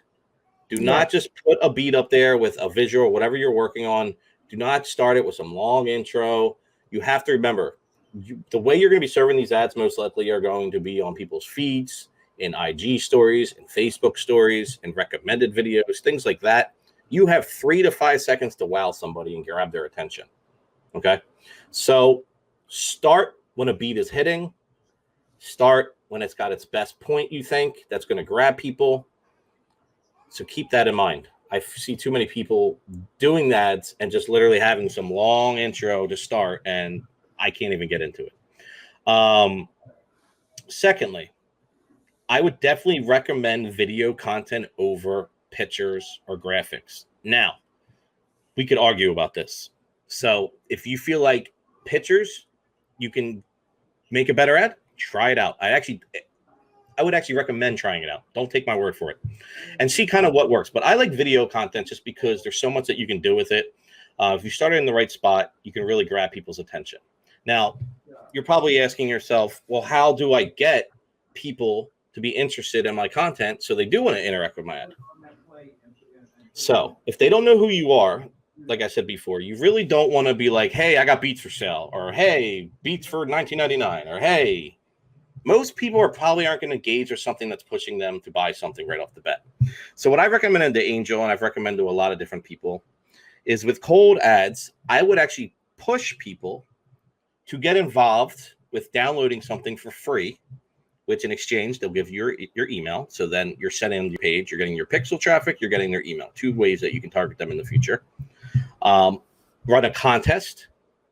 Maybe you get some money up and give away $100, $200 worth of merch or cash or whatever you want to do. Be careful with the cash thing. I know there's some stipulations about running cash type of contests, so be careful with that, but you get the drift. So if I'm an artist and I'm scrolling through Angel's feed and the visuals are dope, I recommend bright colors. You can actually do some research. That's a whole nother topic. Google best colors to use for ads. There's actually a lot of case studies and reports on that of what to use. Obviously, if your brand is dark, stick with it, your branding is. But I've seen success with some brighter colors, even if it's like a picture and the person has a bright shirt on. There's different things that will spark people's eyes. Secondly, you're going to get sparked with the music. And if it's hitting, like I said, and started in the right spot, right now you got them locked in visually. You got them locked in listening. Now, what is the text going to be? Text can literally make or break your ads. So if you're going to be giving something away for free, which I recommend on your cold audience ads, entice people. Giving this beat away for free. You know what I mean? Like whoever has the best, can make the best song is going to win this or whatever it is. At the end of the day, people like free stuff. And if your targeting is good and the content is good that you're presenting to them, they are going to probably click on it. And then you're going to get that information. They're going to get their free beat. Now, the reason I say a contest is cool is because then you can kind of entice them to do other things, like upload it back to Instagram and use the hashtag, Angel Ray Beats or Angel Ray Contest. And you can track it that way too and actually build up some type of contest. I'm not going to tell you what type of contest to do or what type of way to get people, but there's tons of ways of doing it. You just have to think outside the box and think of something exciting and think like a consumer yourself. What would make you stop dead in your tracks to actually click on an ad? What makes you interested in something if somebody doesn't know who you are? This is where the testing comes into play. This is where you should probably be spending most of your time after you make the content and you make your audiences. Really test different things out. Payne, what were you saying earlier? You tested titles, colors, I believe you said. Like, break that down really quick so they have an understanding, because I want them to hear it from an actual producer standpoint who's been running ads. Like, what did you do? You had an audience, so you had emails, you had traction. So I think your ads were a little bit, I'm not gonna say easier, but like if you were just starting out and you wanted people to come and download a free beat so you can get some information back from them, what would you do? What would be your ideal ad right now? My ideal ad would, well, one, I would use my popular beats. I think that was the biggest mistake I made. So I would test different ads with different types of beats, and the beats that caught people right away were the beats that ended up doing the best. And I had data on that because I just looked at my beatstars. I mean, you don't have to be selling beats like crazy to know which beats are appealing to people. You can check your Instagram posts to see how many comments you're getting. You can check your YouTube views. You can check your free downloads in your BeatStars Pro Page account. Right. Just use some type of data. So figure out which beats people already like and use those. There's no purpose in not being sure about the beats that you upload because time is money. And secondly, some text works better than other text. So maybe trap and soul beats doesn't work. Maybe Angel goes back and says and phrases her ad as a question. Do you are you sick of trap beats and you need some soul in your life? So it just consider your brand, consider what you think really could work based on some actual thought about how you're writing copies. Scroll down your own timeline, see what other ads people are using who are selling similar stuff. If it looks like their ads getting a lot of engagement, then by all means analyze what they're doing and try to adapt it to your own advertising strategy. Do you want to touch on that real quick about how you can see what other people are running ad wise? You familiar with that? I think we've talked about this. I would trust you to do that more than I would trust myself. I'm not going to dive too deep into it, but basically you are able to see, kind of what kind of ads people are running, and kind of what kind of ads they have going and the content that they're using. Now you can't dive in and steal their audiences, but if you want to go see what DJ Penguin's running, you can go and you can actually see that information on his Facebook page. Just Google it. There's information. I'm not going to dive because that's again in a whole nother, I think, tutorial that you could talk about. But and on the couch. Yeah, on the couch. You want to do this all on the couch for sure. Sorry. No, I'm messing with you.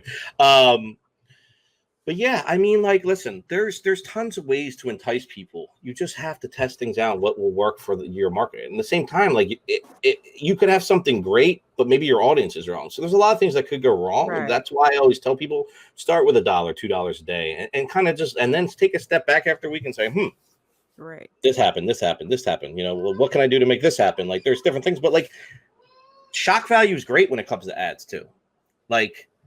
Your text up top could be something as simple as, download this beat for free and make a song, and whoever's got the dopest one, I'll give them a 10-pack of beats for free, all unlimited, something.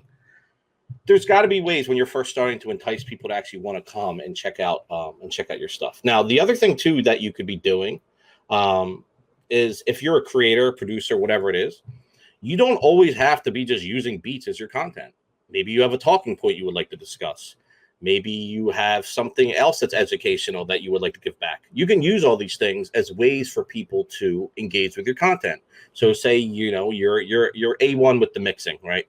And, that's what you do. You're engineer, you're producer, but you're really engineer, and you hone in. And this could be something that you could do ad videos and serve people to and drive them again to download a free PDF or download whatever it is in exchange for an email of basic tips of things. So I'm giving you really general stuff, but this is where you guys and girls have to come into play and think of it. I don't know all your brands, so I can't really say, hey, do exactly this. But there's a lot of things that you can be doing. And like I said, if you try different things, and you're going to find some stuff works, some stuff doesn't. So think of it like that. But yeah, so I'm looking at your text, Trap and Soul Beats. Check out these dope beats along with some beats with hope. This to me would be an okay ad for a warm remarketing audience. If I'm an artist and I don't know who you are, Angel, I may click one, but I probably won't. I think your verbiage has to come across a little bit more friendly, a little bit more non-salesy, and a little bit more engaging. Asking questions is good. Getting feedback is good. The end of the day, you're trying to build you're trying to retain people, right? So you're trying to get them to come back and come back and come back. That's what building a community and audience is. You're trying to get them engaged with your content. So think of it as not always trying to sell people stuff, but more about just talking to them. Now, there's a whole debate of long form ads, and I think this really makes more sense for somebody who's selling a course. And I'm sure you've seen a lot of different ads on social media from specific companies who are doing specific things, and they're trying to sell you something that will help you get somewhere. Okay, so they're selling something that's going to help you get somewhere. So they're going to tell you this long form. When I first started back in 2013, things are so different. But then I noticed Once I figured out I could do, you get what I'm saying? So those things actually work because they're stories. People like stories. So you can even look into that possibly, depending on what the piece of content is. All right. So could even be something cool to do about a beat. Like, hey, I started this beat. This is how the beat came about. There's, like I said, tons of ways of doing stuff. But I would focus on free, offer value, get something in return for it, and just continue that on for a little while. This is where people give up. I want to sell beats now. That's all I want to do. People don't want to put in the time, but this is what I'm telling you. This is where it becomes crucial. You have to take your time. You have to present these ads in a way where they don't come off super salesy and just trying to get people to buy stuff. This is a long-term play. This isn't a quick thing, okay? So keep that in mind. Now, you got your content. You got your audiences figured out. You got everything rocking and rolling. You're about to start your first ad. Let's go back to your ad manager where you can create ads.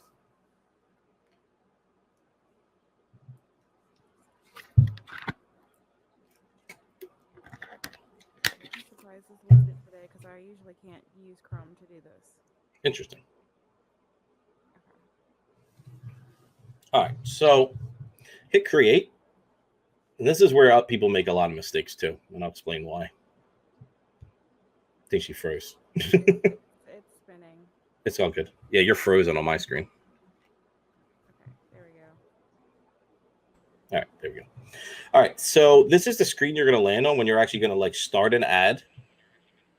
And you're going to see a lot of different ad types. Now, I think when we talked the other day, Angel, I was like, I couldn't figure out what kind of ad you ran. And we figured out you picked landing page views, I think, on some type of traffic ad, I believe, or something. Yeah. Okay, so those type of ads, in my opinion, you should not be doing at all with cold audiences. The traffic ads are more detailed to when you have a warmed up audience and you have more likelihood of people clicking. And they already are engaged with your brand and your music. What I would suggest is the first column for brand awareness or reach. I like brand awareness. So let's click brand awareness. Now, the point of brand awareness ads are exactly what it says. You can just pick a name, just test or something, whatever you want to put. Brand awareness ads are just that. They're bringing awareness to your brand. Now, while at the end of the day, we want people to click, and you would think, hey, I should probably do a link click ad or a landing page ad so I can really get people to click. If your content is that good and your audience that you created is that good, the engagement that you get from the brand awareness ads is going to translate into followers. That's why I never do following ads. I don't even know if they have them anymore. We push ads to get followers. The stupidest thing in the world. And it's going to translate into people most likely clicking, even though that's not the objective. So there's a couple things you're aiming for here. You're looking to grow your audience. You're looking to drive people. Awareness ads are super cheap and the best way to start testing. So hit continue. What about this brand budget optimization?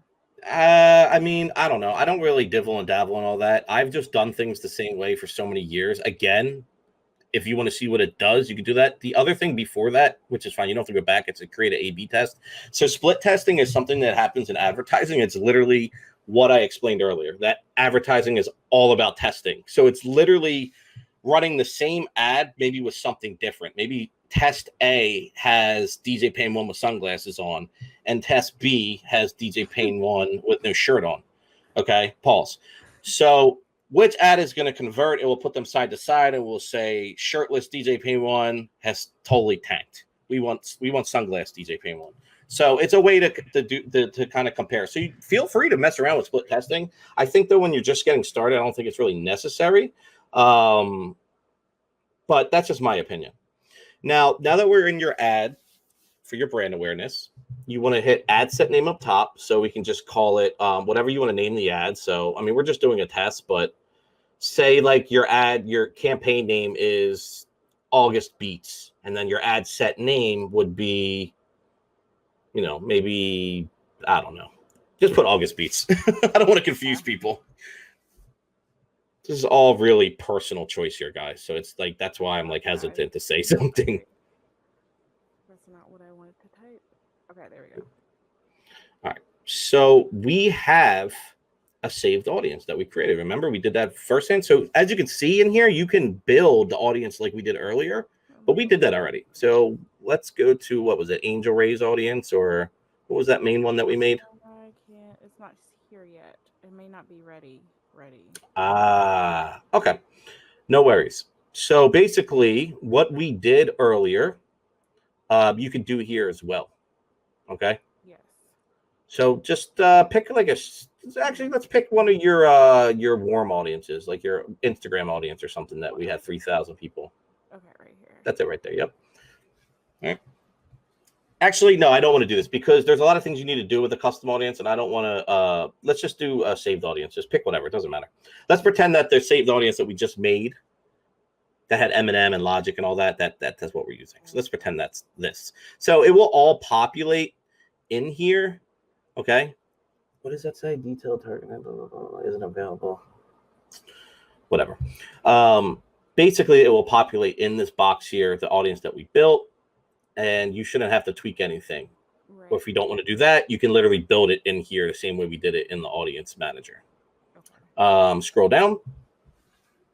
So now you have a choice of where you want your ads to go. They're always going to tell you recommended all placements. The reason they want to do this is they want to be able to serve ads to a lot of their third-party people. So they have a lot of third-party apps that they have deals with. I'm not interested in that. If you want to test it out, go for it. I do manual placements.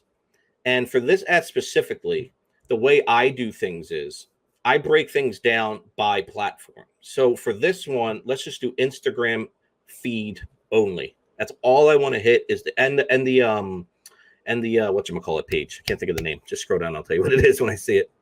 Instagram Explorer. So all we want to target is Instagram Explorer and Instagram feed. Get rid of the stories. Keep going. See, these are all the third-party things that they offer. Blah, blah, blah. Keep going. Okay. To get started, I would do a daily budget and set a calendar reminder in your phone. You can also do a lifetime budget. I hate it. I honestly, and again, this could be straight tinfoil hat, speculative conspiracy theory thinking going on, but I feel like when you set a lifetime budget, can you click that little drop down just so they see it? Lifetime budget. I feel like the ads do not perform as well as doing a daily budget. I swear Facebook and Instagram looks at it as going, oh, wow, this person's consistently going to spend this money every day. Just what I think from doing this for a long time. So I always stick the daily budget. If you're worried about forgetting about it, set a calendar or not a calendar, an alarm in your phone or whatever it is, or even a calendar invite. Now you can pick and choose when you want to start it. If you want to do that, you can also make your ads only run at a certain time. I usually just let them run 24/7. If you want to get more granular and break things down, you can do that. It's probably not going to let you go because there's something up with your audience that you picked. It was, go back up to it and then just hit edit. We can fix this really quick. It's right below. Yep, right there. Let me see if this. I don't know. I think this is one of those trial and error audiences that I set up. Yeah, I'm just trying to see what the error is, though, that they're giving you. Don't click a custom audience. Okay. Because then we're going to have to change a bunch of other stuff, and I don't want to confuse people. Okay.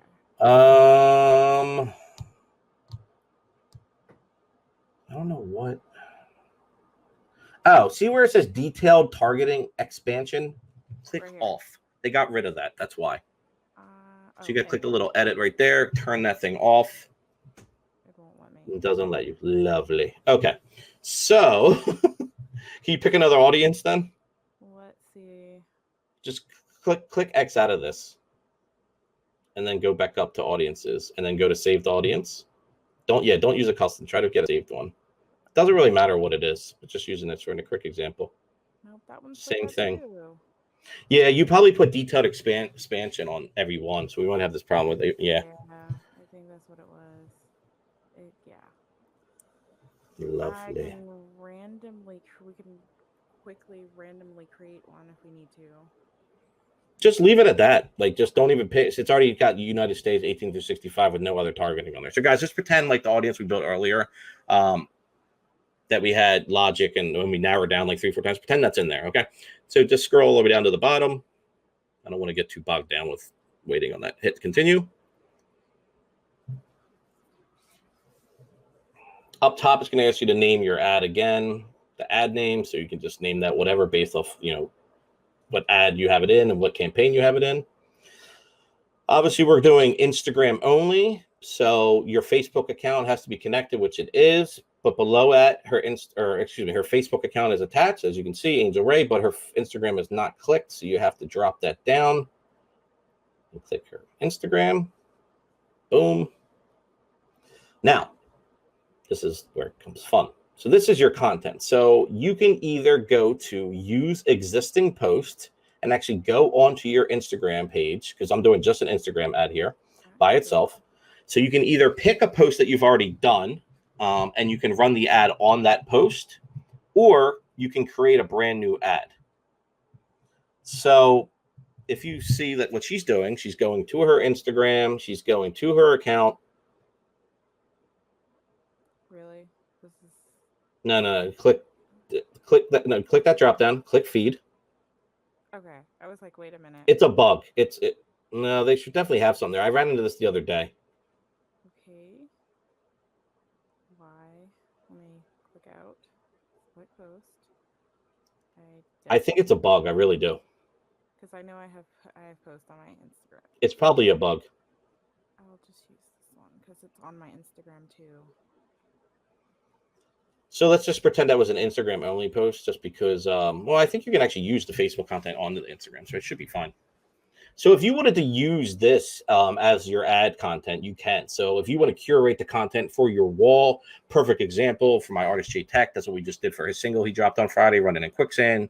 We front faced the post. We ran the main ads to there. And we have like 9 different ads going to one post. So we'll try narrow down on Spotify and drive people to Spotify. We'll narrow down, and so we've even narrowed down and drove people to Genius to check out the lyrics. Like, there's tons of stuff that you can do. So now if say you wanted to actually just create the ad in-house, can you just hit create ad instead of using existing post? Wait, there we go. Okay, so there's a couple things you can do. For what we're doing with this kind of like cold ad is we're going to do a single video or image. You can do a carousel. Carousel also, and I would recommend using carousels for remarketing stuff. If you have like a bunch of beats you want to show off, I think even Payne uses carousel ads. Every month he swaps out his top beats probably, and yep, thumbs up. So let's stick to the single page, or it's not single page, single image or video. Scroll down a little bit. We want to hit just X out of, yep, click that. All right, so hit add media, hit add video. Oh wait, I might actually have something. I'll use this. Yep, so you already have all your content in there. If you don't, you just hit upload, depending on the dimensions. Okay, scroll down a little bit. This is where you can type in your primary text, what you want to say. So if I was running this Instagram ad, this might be a dope place to do a contest. Like I'm giving away 2 beats for free right now, or I'm giving away whatever, a beat for free, and whoever, once you download it, make your song, upload it back. Or you don't even have to write all that. You can probably put that on a landing page, like in the description. You can just say, like, download this beat for free and have a chance to win your whole album produced by me or something. Again, I'm not going to tell you guys what to do.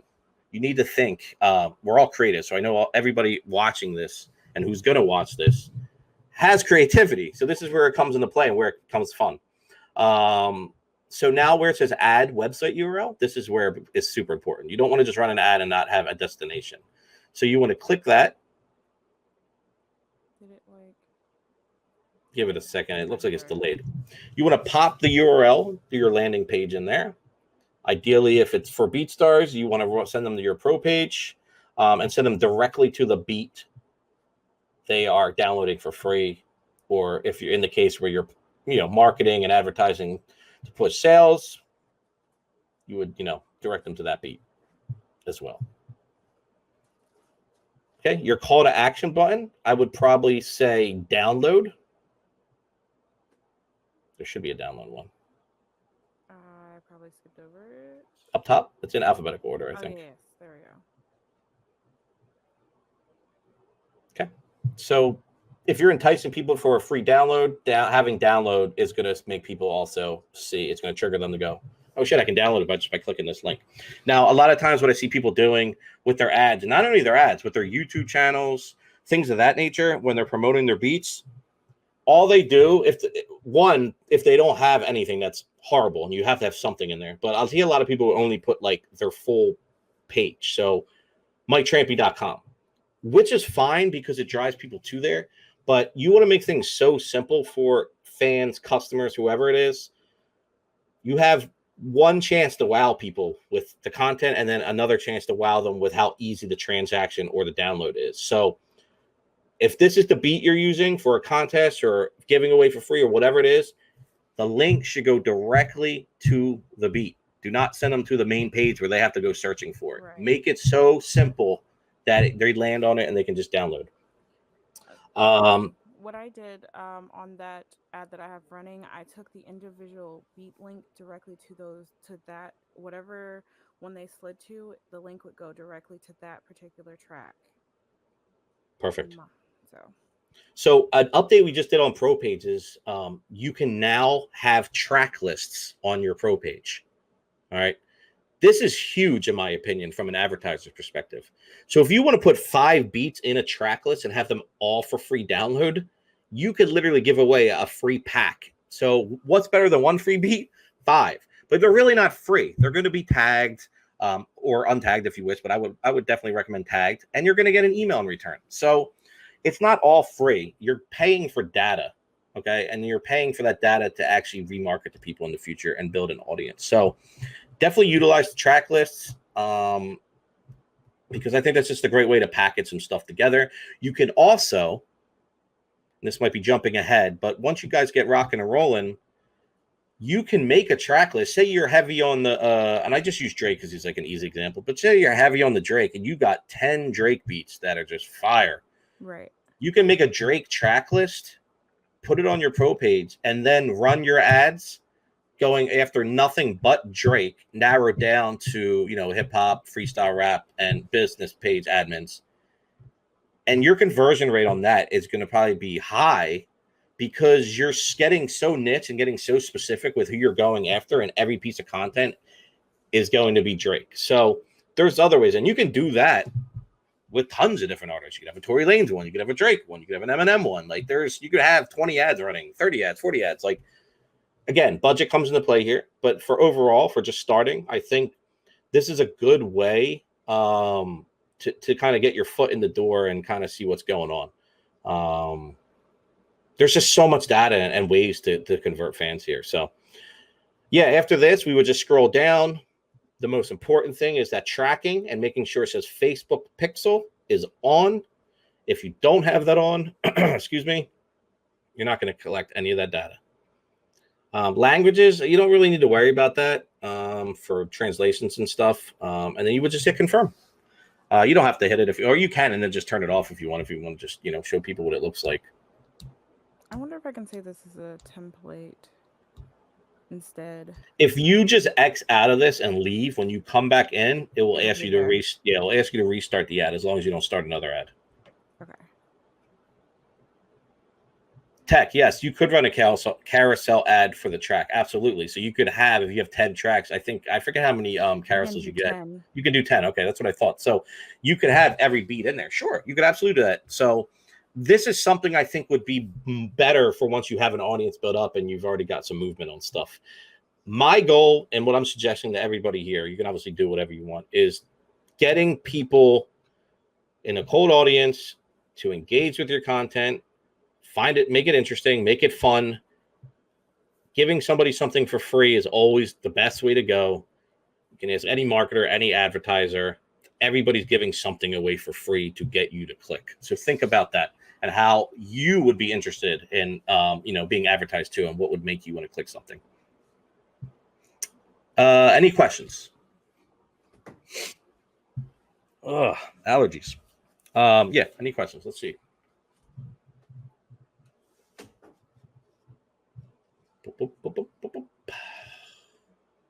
Checking my notes to make sure I didn't miss anything.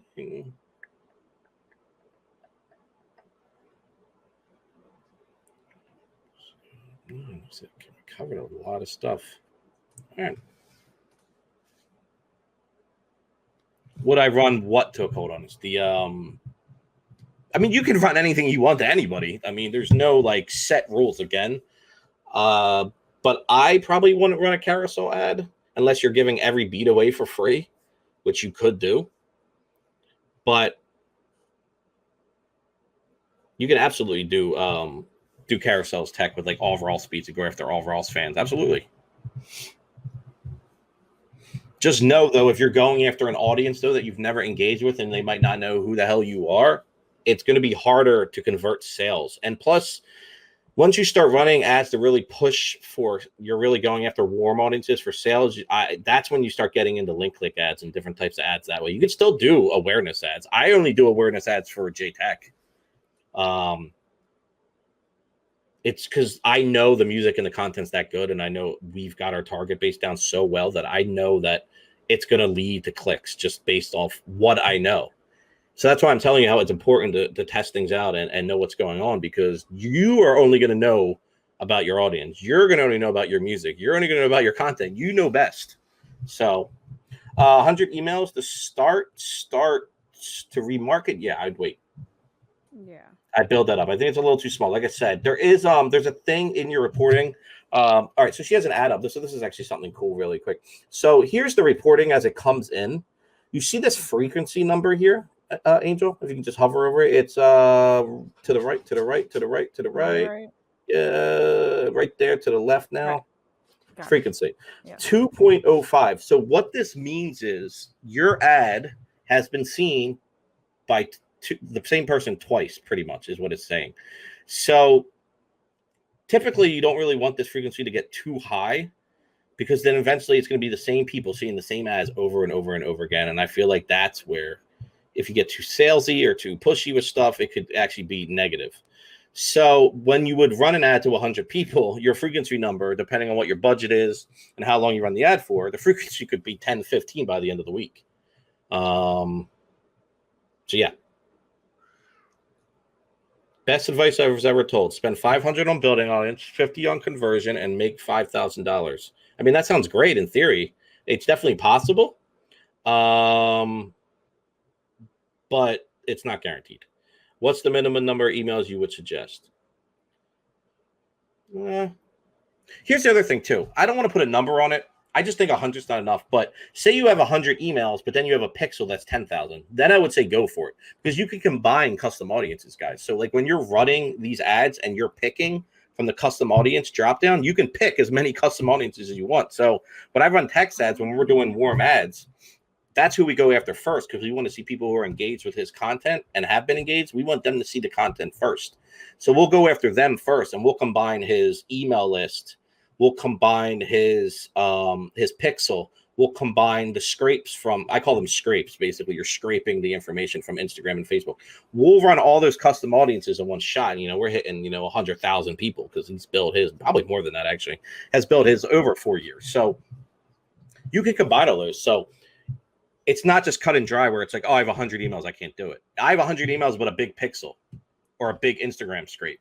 Yes, combine them all. But if you're just going after 100 people, no, I don't even think 1,000 is a smart idea.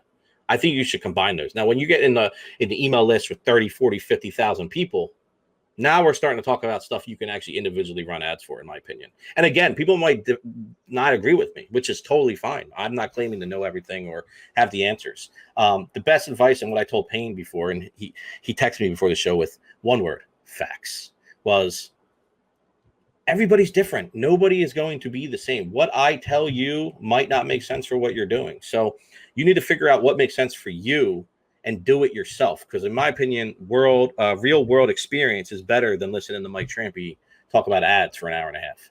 So know for yourself, and you don't have to ask questions. But please ask questions. I'm all about questions, but I'm also about people actually doing the processes. That's why I wanted Angel to click around, because I feel like she'll get more familiar with what she's doing just based on this.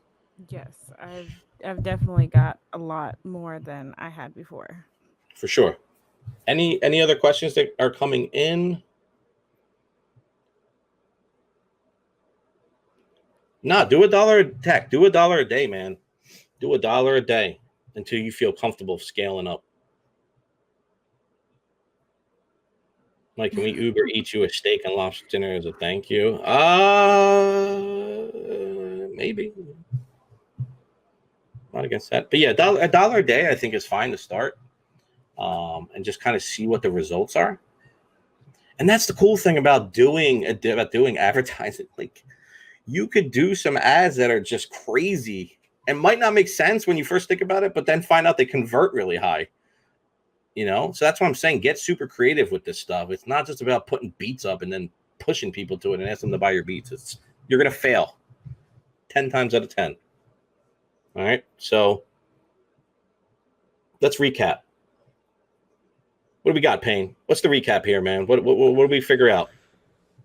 Well, when you're preparing your ads, figure out which beats are already gaining engagement. Yep. And pick those for your ads. Make your videos so that the beat starts at the most interesting moments.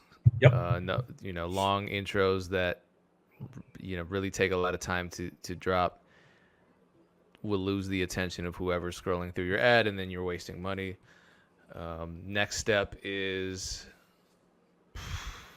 I guess, jumping into Facebook Business Manager, which is just, I think it's business.facebook.com.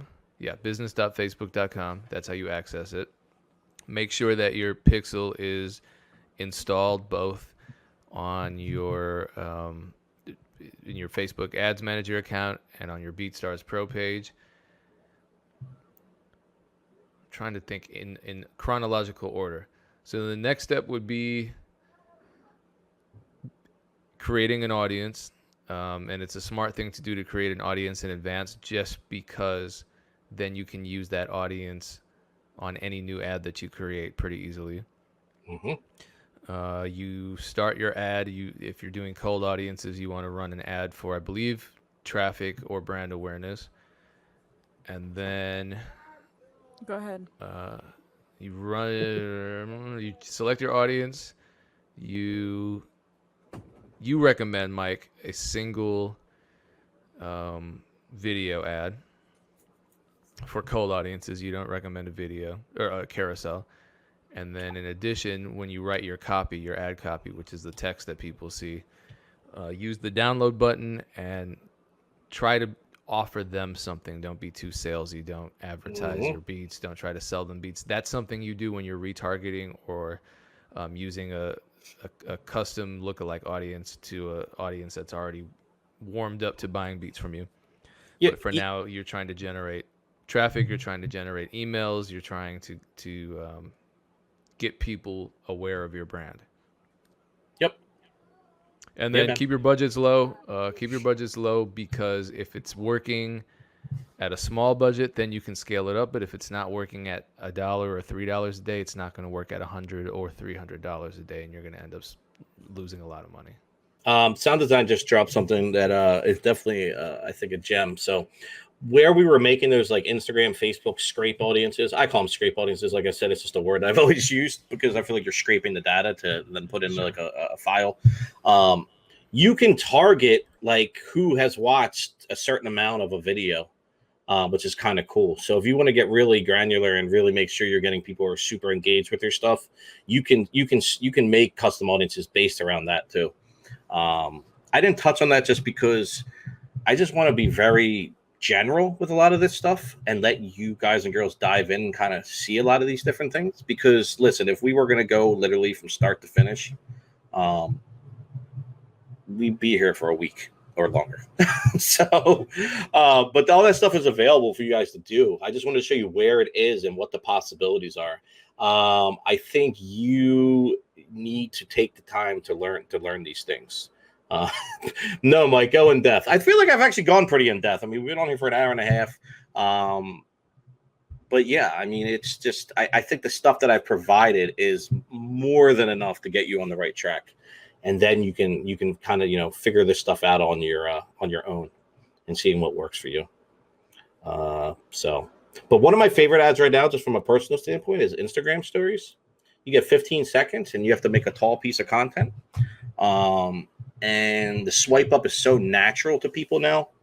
So if you're offering something free or something dope, and what I've noticed that is working really well is like TikTok style videos on Instagram, like this, when people are like this, and they have like the text up here, like get a free beat, swipe up to get it. Like you could do some cool shit like that too. That I think would work. But I love Instagram story ads. I think they're fun, they're easy, they're short. With today's people, like we all have short attention spans, we all got shit to do. So that's why I think they perform so well. And they might actually perform better than, some of this other stuff that I've talked about. So if you want to do something cool like that, that might be actually a really cool way. And you can do Facebook stories too. People do interact on those. Any stories, really. You can combine them if you want. If you want to do a week at minimum, I'd say a week to 2 weeks, I think is good. And if you're only spending $1 to $2 a day, I mean, if it's a complete disaster, you're only in the hole for $20, $30, or whatever it is. So I think that's what's important about starting small, because I just find people see this and they're like, oh my God, I can do this, I can do that. And in their heads, they think, this is a sure thing. And they just dump a bunch of money into it. But realistically, they don't know what they're doing. And then they get frustrated. I've had literally, I can't even count how many times in my lifetime I've had this happen to me with people I've worked with or ran into. Well, I don't run ads. They fucking suck. They don't work. Even with BeatStars ad system, while there's not as in-depth targeting, something that should be coming soon, hopefully, it's still an ad system. So you still have to test it out. People hit me up all the time. What's the best place to put my ads on the BeatStars platform? I said, I don't know. They're your beats. Put them everywhere and spend a minimum amount. Look at the results and you tell me what you feel like the most bang for the buck is with your stuff. Because they might be on one page where an audience might connect with it, and it might be on another page where it doesn't. Doesn't mean the content's not good, or it just might be the placement of things and the way the content is being presented. I don't know. Realistically, nobody knows. It's really, I'm not going to call it a guessing game, but it's a testing game.